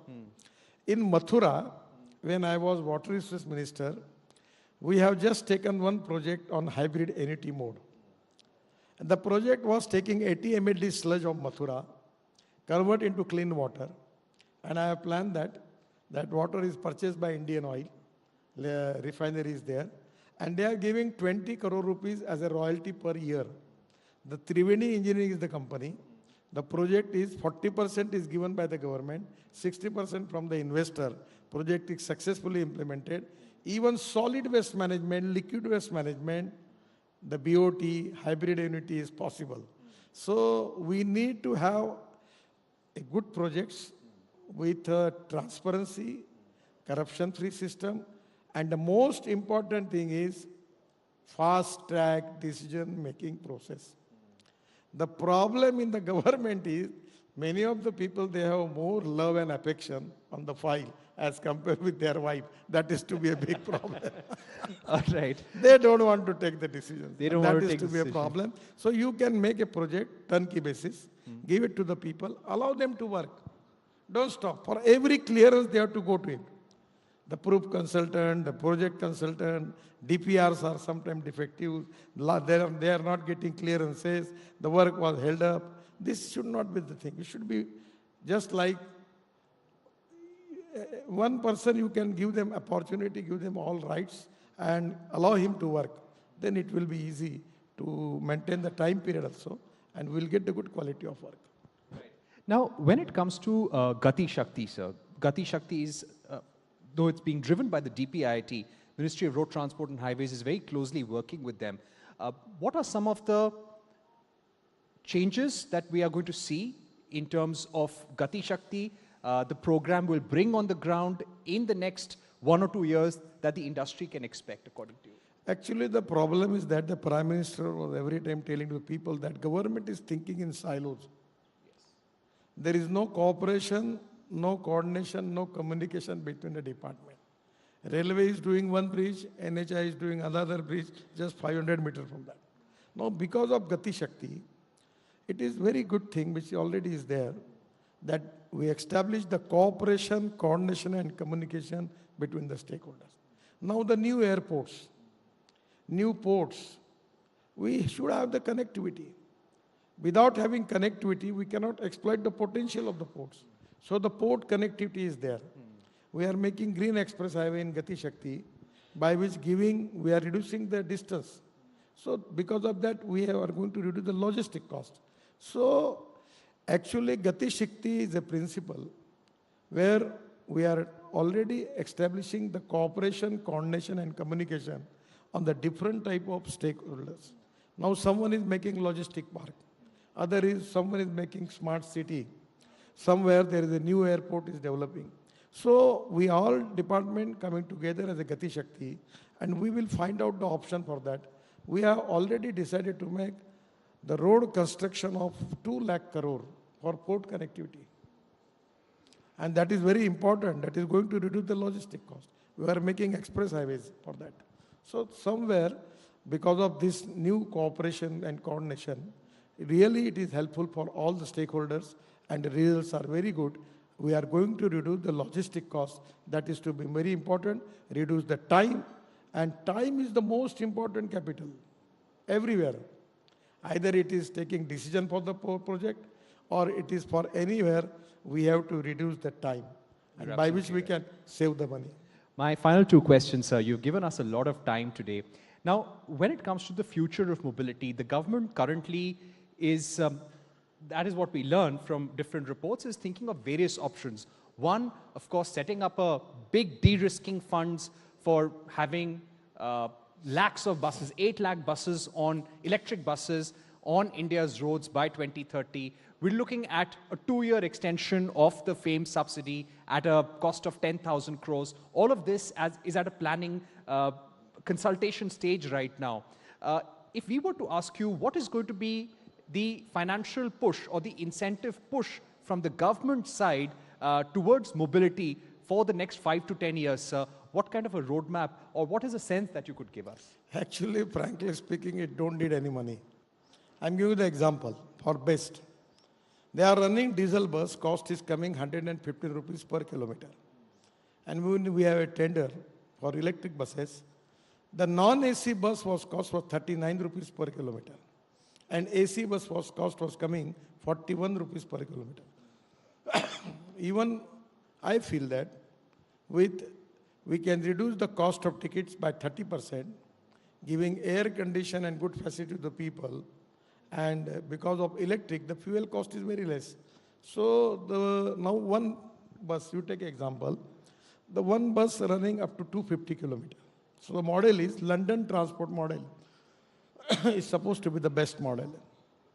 The model is that the corporation is giving guarantee for 250 kilometers.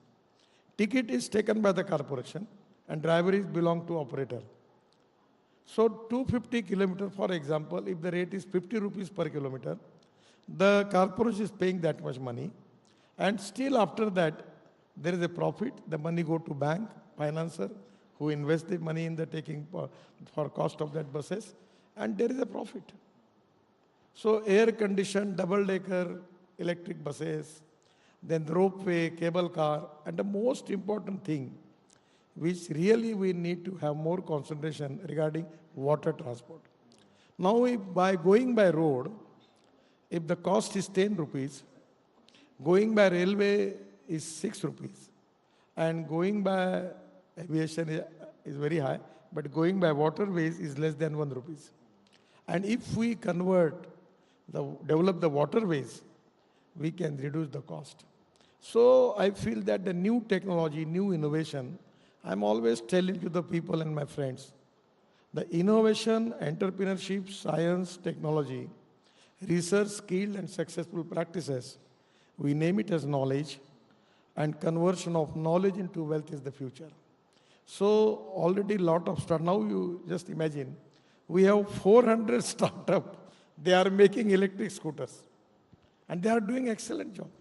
So today we have got a lot Ola of... Electric has become the leader. Yes. So my feeling is now the best technology, the best successful practice in the world, and best research in the country. Our IIT, our engineering college are doing excellent research. On the basis of that, knowledge is very important, technology is very important, and conversion of knowledge and technology into wealth is the future. That is the dream of our Prime Minister, to make Indian economy of $5 trillion and making the third largest economy in the world. It can be possible. I'll come to my final question now, sir. And one notable thing which I saw from the Ministry of Road Transport just a few weeks ago, there was a circular issued by the Secretary Road Transport telling everyone in the highway construction sector to make sure that women are treated at par with men. I thought that was a very progressive advisory. It was already there in the law, but emphasizing that, sir, was Already a very good in idea. many of the toll plaza now, there are 100% workers. All ladies are there. So we are giving priority for that. Even in the construction equipment exhibition, I've seen a lot of young girls operating the big construction equipment. Yeah, and we see a lot of women bus drivers also, Yes. sir. My final question, I think you recently said in Karnataka that Karnataka will soon have roads like United States. If I were to ask you about one vision that you have for Viksit Bharat in terms of India's infrastructure, because this is the platform where we are today, where do you want India's infrastructure to be by 2047? What is your personal vision and your wish list to your officials? Actually, water, power, transport and communication, these are very important infrastructure. Without that, we cannot get industry and we cannot develop our business. And without industry and business, we cannot get capital investment. And without industry, business and capital investment, we cannot create employment potential. And without employment potential, we cannot eradicate the poverty. So today, by using different type of technology, the huge potential is there. The sky is the limit. And now I feel that, you just take the example of aviation sector. The way in which airports are developed. All airports are economically viable. So now developing airports, it's not a loss-making business. So these are by new innovative policies, we can make the projects economically viable with good returns, internal rate of return. And now there we can giving opportunity to the investor. Now I am telling you one thing. The road constructed by the ministry or NHI in EPC mode, we are facing quality problem about the road quality. And the roads which the contractor has to maintain for 15 years, the quality is good. So now we are thinking on the line that how we can reduce the maintenance cost. So we are just taken a decision, and more than 1,60,000 crore proposals on BOT basis are in the process, and where the traffic density is good. So the way in which the technology is developed, the way in which the investors are understanding the strength of the business, and plus and minus both, and the way in which the Indian investor is giving response, naturally they are Indian investor making joint venture with the international financial institutions, and they are getting good thing. I feel that this is to be a future. Money is not a problem. I remember when I got opportunity to construct Mumbai-Pune Express Highway and the Worli-Bandra ceiling project and 55 flyovers in Mumbai, one of the journalists asking me, you don't have money, how you are going to construct this? So I was telling them, if there is a will, there is a way. Where there's a will. And if there is no will, there is only survey, discussion, seminar, committee, subcommittee and research group. So the strong political will of the Prime Minister to transform India into a super economic power, I feel that it is possible. and 100%, the progress will be there. And there are different type of technology. Every time the new technology is coming, whatever the good, we can accept it. Whatever in our country, we can take it. The technology which we don't have, if suppose available in the world, we can take it from them, and we can make India economically strong. Thank you so much, sir. It's truly India's moment, and it was fantastic. An absolute pleasure for us and everyone in the audience to hear your views. Thank you once again. Thank you.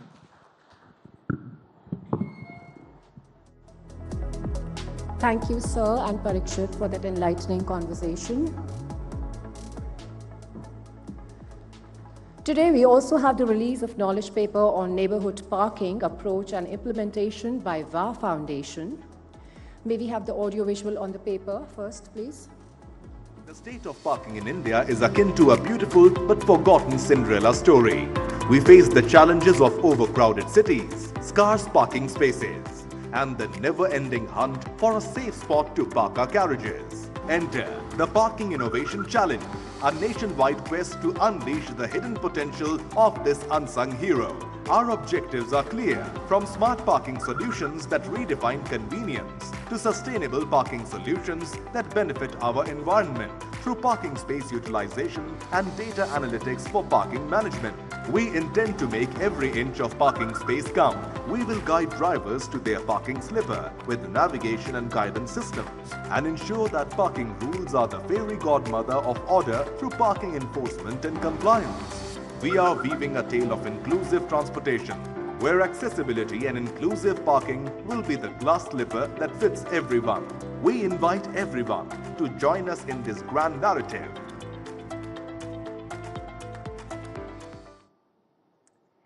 May I now invite Mr. Vaibhav Tange and Mr. Mangesh Wankhere from VA Foundation to please join the Honorable Minister on stage for the release of the paper.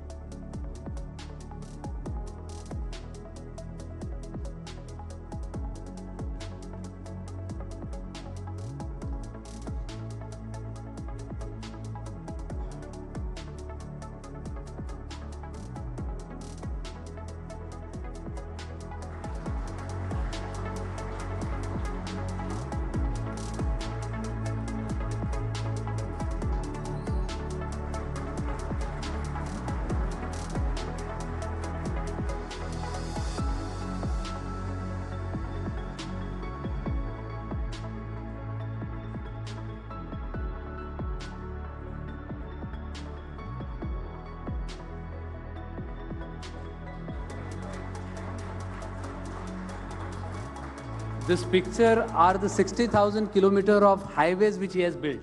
So every line is one highway. So the picture has been made from the 60,000 lines, that is 60,000 kilometers of highway which he has built.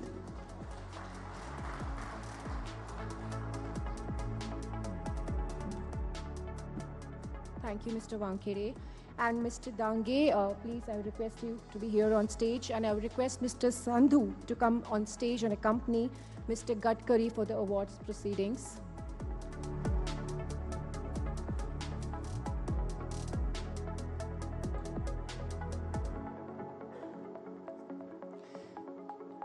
Ladies and gentlemen, it's now time for the most anticipated part of the evening, the Build India Infra Awards 2024. May I request Honorable Minister to kindly stay back on stage, sir. The first set of awards will be given away in the aviation sector across 3 different categories: impact, sustainability, and innovation. And can we have the AV for this sector, please?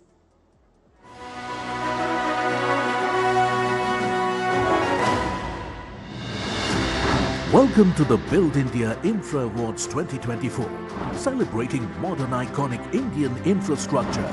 In aviation, we recognize the extraordinary and vital role airports play as the backbone of our nation's connectivity and economic growth. India has witnessed phenomenal growth and turnaround time, ensuring all our nominees embody excellence. In the aviation sector, India's aviation market is estimated to grow from $13.89 billion in 2024 to $26.08 billion by 2030, showcasing a remarkable growth trajectory.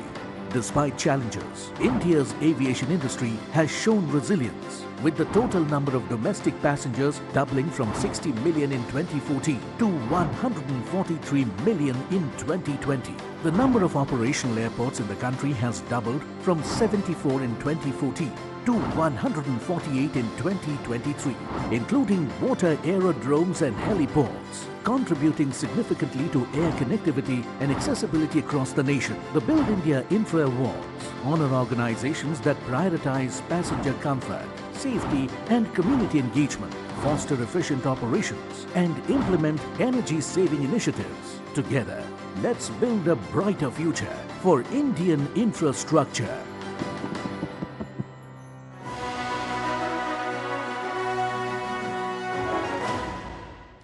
Well, in no particular order and with a thunderous round of applause, may I invite on stage the first recipient, Team Delhi International Airport Limited India under GMR Group, who are being awarded in Impact category for their project Phase 3A expansion works. Big round of applause. Please welcome the team on stage.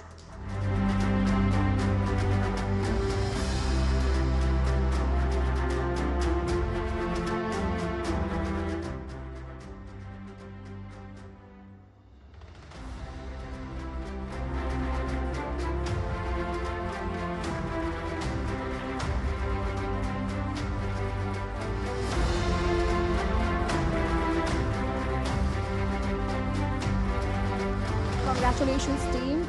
Moving on, ladies and gentlemen, the next award in sustainability category is Yamuna International Airport Private Limited, being awarded for their project Noida International Airport. Big round of applause for the team. Can we have the winners here?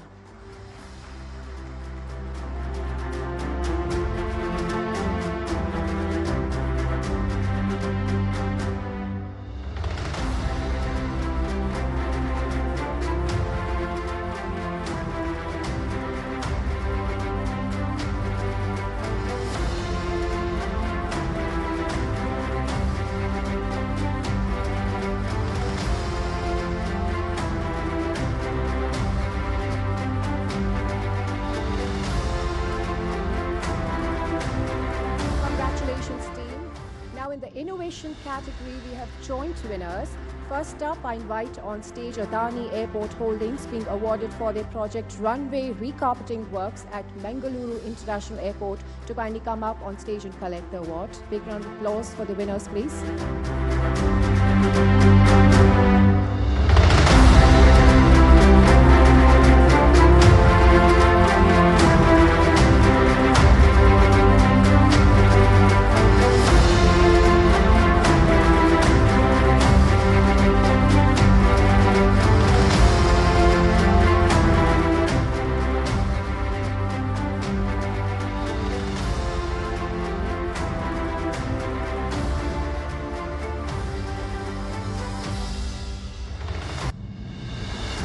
Congratulations, team. Moving on, ladies and gentlemen, the next award in the innovation category.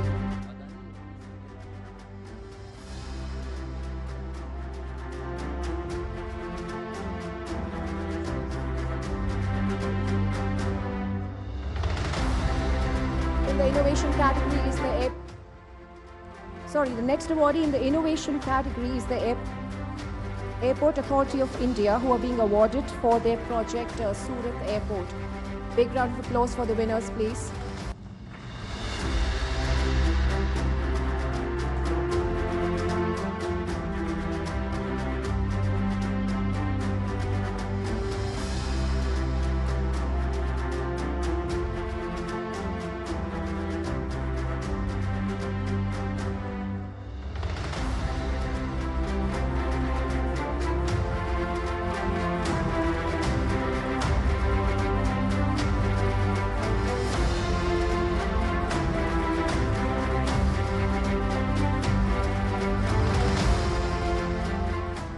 Congratulations to all the winners in this sector. Ladies and gentlemen, we proceed ahead with the second set of awards in the metro sector now. May we have the audio visual for the sector, please?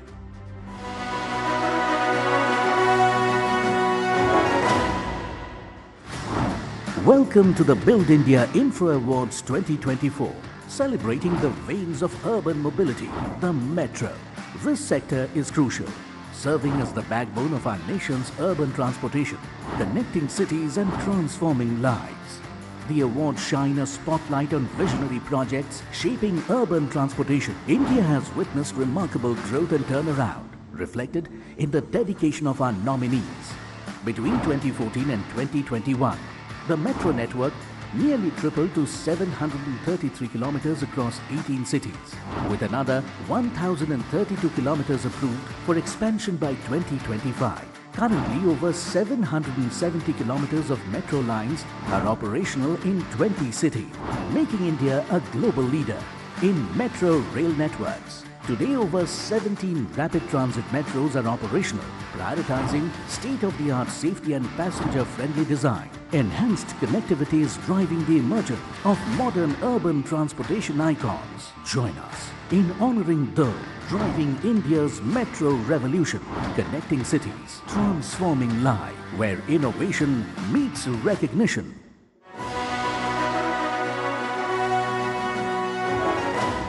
With a thunderous applause, may I invite on stage the first recipient, Mumbai Metro Rail Corporation Limited, for their project Mumbai Metro in the category Impact, to come up and collect the awards, please.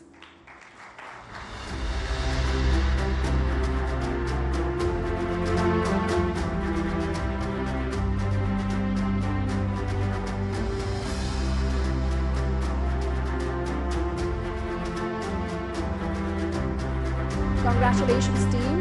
Moving on, ladies and gentlemen, the next awardee in the category Sustainability, please put your hands together for NCC Limited, and they're being awarded for their project Nagpur Metro. Big round of applause for the winners, please.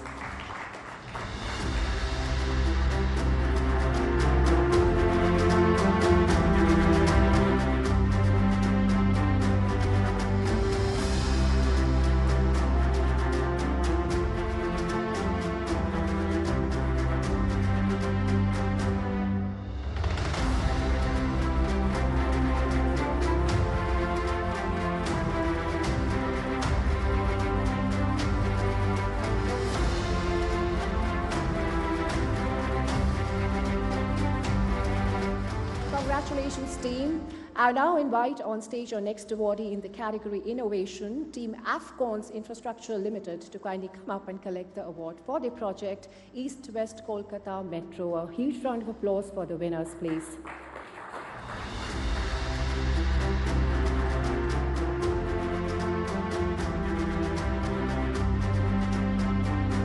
Do we have the winners here?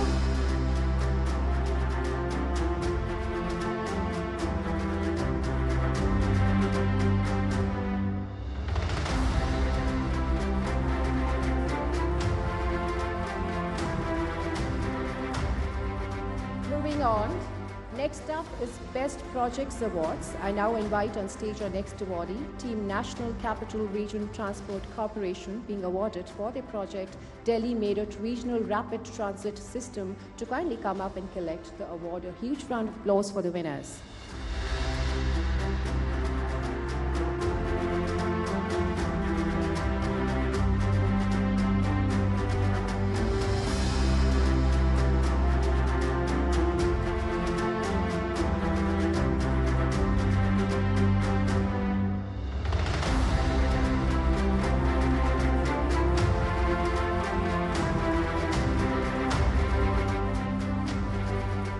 Sir, while all the projects were considered in their respective category of impact, innovation, and sustainability, there were two projects that came up as best projects in all categories.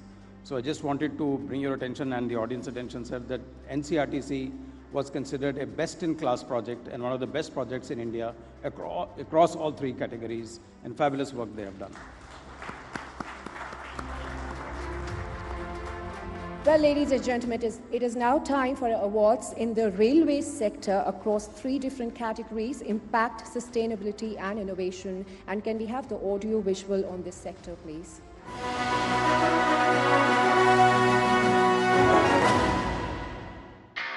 Welcome to the Build India Infra Awards 2024. celebrating the vital role of railways in our nation's progress. Good infrastructure is the backbone of economic growth, enabling efficient transportation and enhancing connectivity, ultimately improving citizens' lives. India's railway sector has seen remarkable growth and turnaround, driving economic development and sustainability. Globally, railways are set for significant progress by 2030, and India leading the way in technology and innovation. Today, India's railways cover 126,366 kilometers, laying 14.4 kilometers of track daily for smart and efficient transportation. Our network efficiently handles both passengers and freight, showcasing its immense capacity and efficiency. We applaud safety-focused initiatives and passenger-friendly amenities, ensuring a secure and comfortable journey.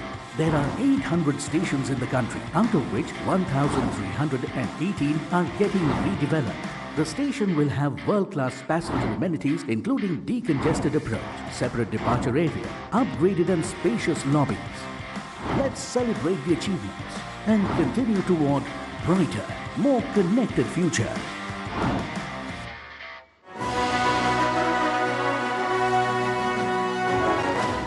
With a thunderous applause, may I invite on stage the first recipient team in the impact category, Team SP Singla Constructions, being awarded for their project Rail Cum Road Bridge over River Ganga.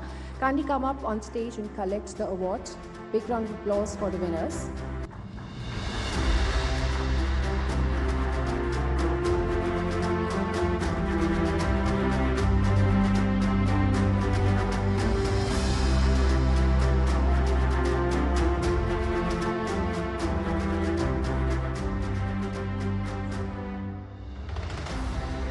Congratulations, team. Moving on, ladies and gentlemen, please put your hands together for the next awardee team from Udhampur Srinagar Baramulla Rail Link project at Northern Railways, being awarded for their project Anji Khad Bridge in the category Sustainability and Innovation. Big round of applause for the winners.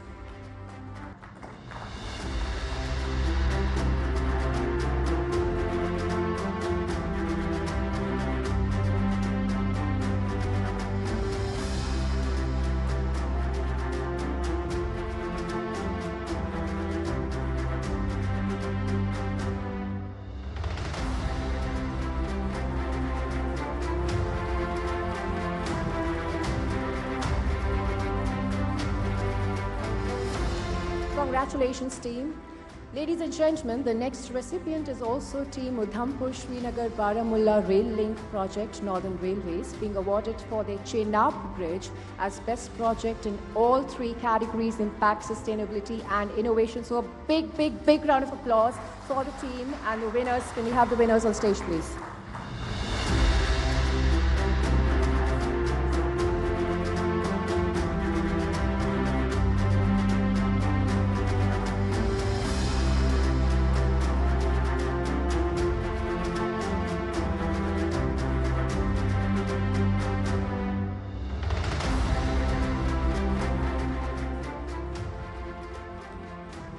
So this is another project that the jury considered as best in all categories. The number of firsts in this particular project are fantastic, but just one, that this is the highest railway bridge in the world and built to sustain seismic 5 earthquakes and can sustain wind speeds of more than 200 kilometers an hour. This is one of the marquee projects of railway construction in the entire world. Congratulations to all the winners in this sector. Ladies and gentlemen, for the fourth set of awards in the sector port, may we please have the audio visual of the sector, please.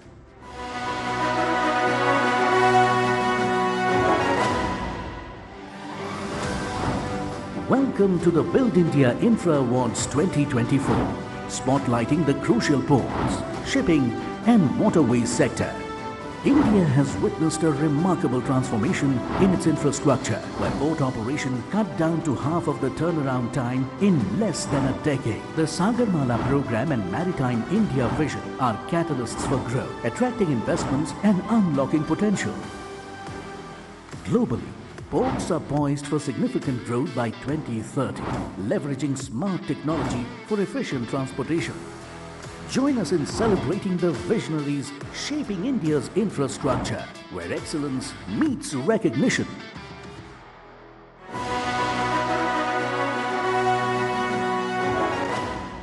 With a thunderous applause, may I invite on stage a first recipient in the category Impact, Team Jawaharlal Nehru Port Authority, who are being awarded for their project JNPA Centralized Parking Plaza. Please come up on stage and collect the award. A big round of applause for the winners.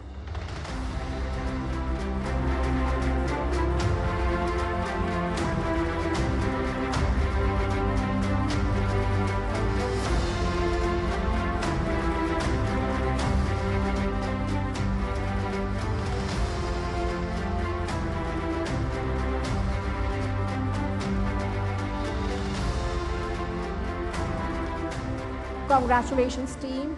I now invite on stage the next awardee. Please put your hands together for Team Adani Ports being awarded for their project Waste Bag Removal System at Dharma Port in the category Sustainability to kindly come up on stage and collect the award.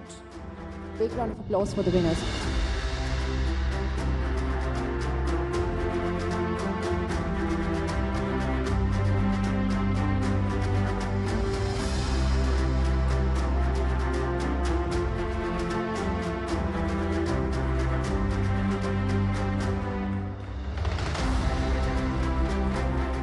Congratulations, team. Moving on, ladies and gentlemen, the next awardee in the category Innovation is also Team Adani Ports, who are being awarded for their project Truck Trailer Lifting Prevention, Mundra Port. A big round of applause for the winners, and can we please have them on stage?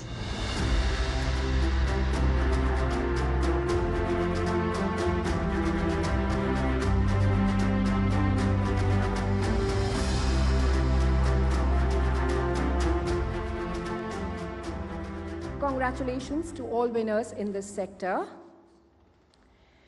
Ladies and gentlemen, it's now time for the final set of awards in the road and highways sector. But first up, let's have a look at the AV on this sector.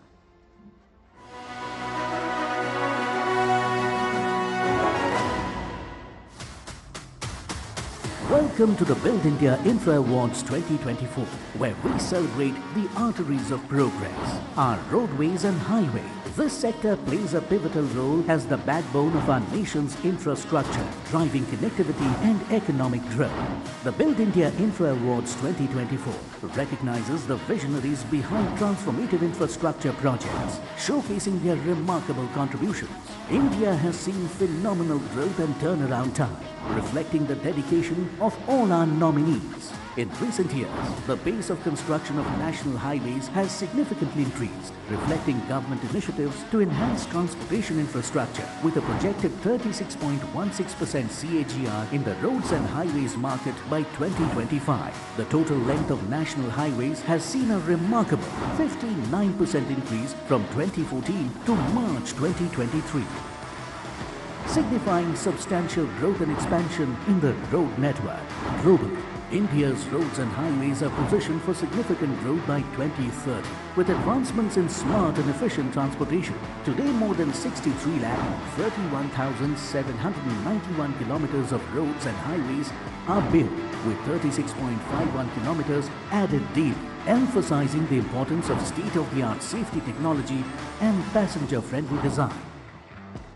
In roads, roughly about 22 greenfield projects are being built, enhancing connectivity from far-flung areas and contributing to the modernization of our infrastructure icons. Sustainability is paramount as we assess environment impact, durability and energy efficiency, striving for a reduced carbon footprint. Advancement and innovation paved the way, with commendations for projects integrating smart infrastructure and prioritizing community engagement. Join us in honoring those shaping India's road network, driving us towards a more connected, sustainable future where innovation meets recognition.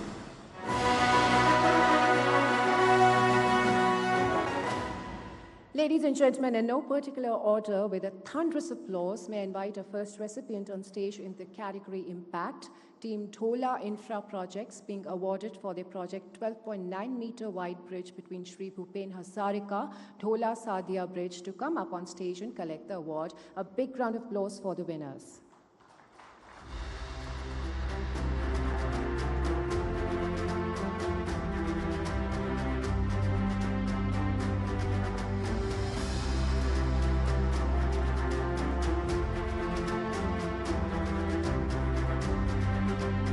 Congratulations, team. Moving on, ladies and gentlemen, the next joint winner in the category Impact is MMRDA and Tata Projects for their project Mumbai Trans Harbour Link. A huge round of applause for the winners, and can we please have them on stage?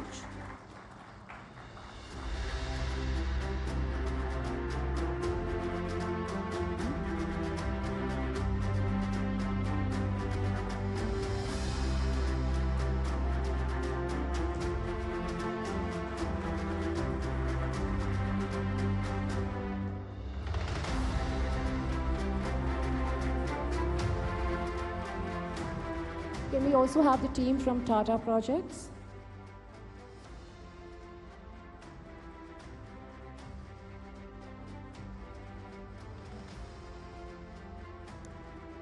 Congratulations, team. Moving on, ladies and gentlemen, in the category Sustainability, there are joint winners. I now invite on stage Team Ind Infrawit, being awarded for their project Devi Halli Hassan Tollway Private Limited, as well as their project Biawar Pali Pindwara Tollway, to kindly come up and collect the award. Huge round of applause for the winners.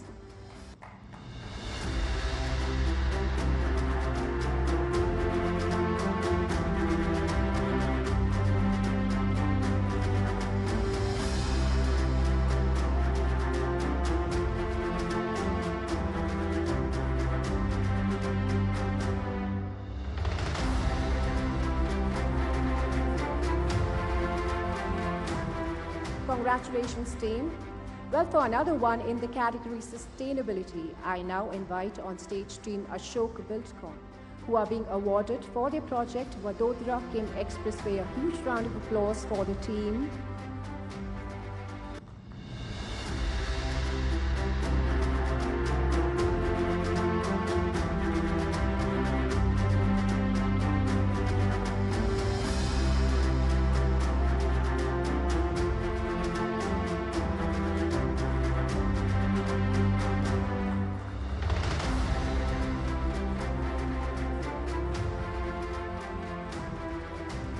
Congratulations, team. Moving on, ladies and gentlemen, in the category Innovation, I now invite on stage Team Medulla Soft Technologies, being awarded for their project Kalwa Bridge, as well as for their project MST Traffic Simulation Project on Highways. A huge round of applause for the winners, please.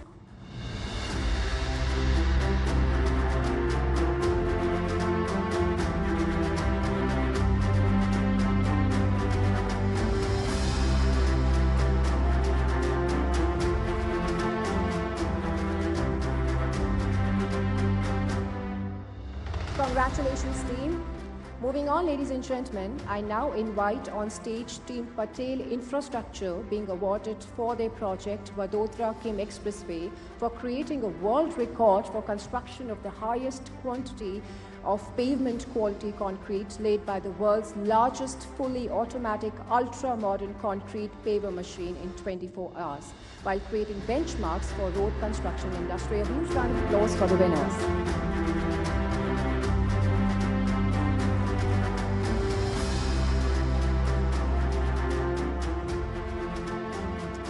Congratulations, team. Moving on, I now invite on stage Team Rajpath Infracon Private Limited for being awarded for their project Amravati to Kurankhet section of Amravati Chikali NH6 for creating a world record for continuous paving of bituminous concrete in record time. A huge round of applause for the winner.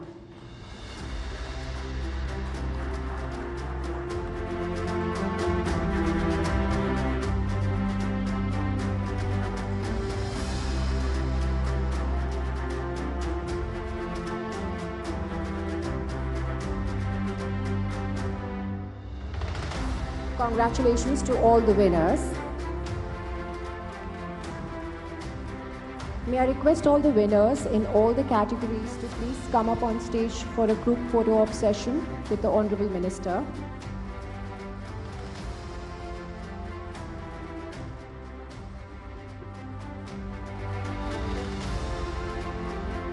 Can we have all the winners on stage, please?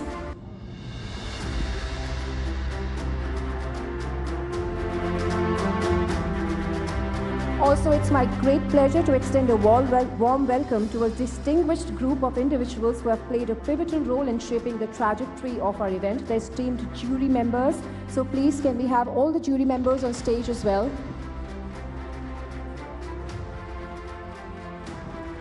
Jury members, esteemed jury members, can we have you on stage, please, for a group photo op?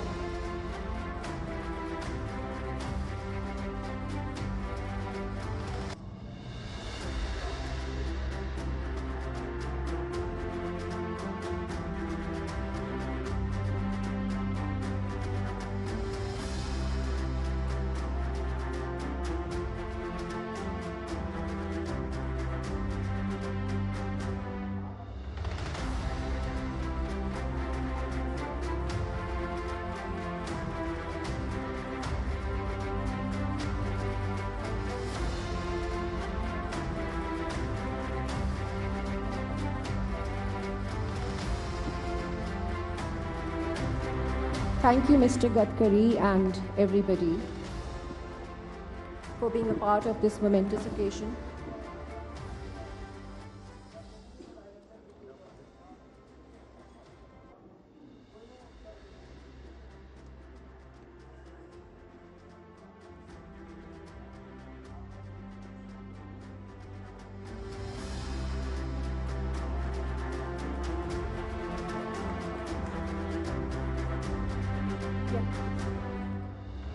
Thank you, ladies and gentlemen. I sincerely thank Honorable Minister for taking time out for, recognizing the tremendous amount of work that has happened under his leadership. I also thank the jury members, our partners, supporting agencies, Ministry of Railways, Ministry of Civil Aviation, Ministry of Road Transport and Highways, Indian Port Association, our sponsors, our partners, EBTC, European Business and Technology Center, WA Foundation, EnviroVision, all our supporters, sponsors, and our nominees. And last but not least, the audience who are here, such an august audience here. Thank you, everybody, for joining. And please join us for a dinner. Thank you so much.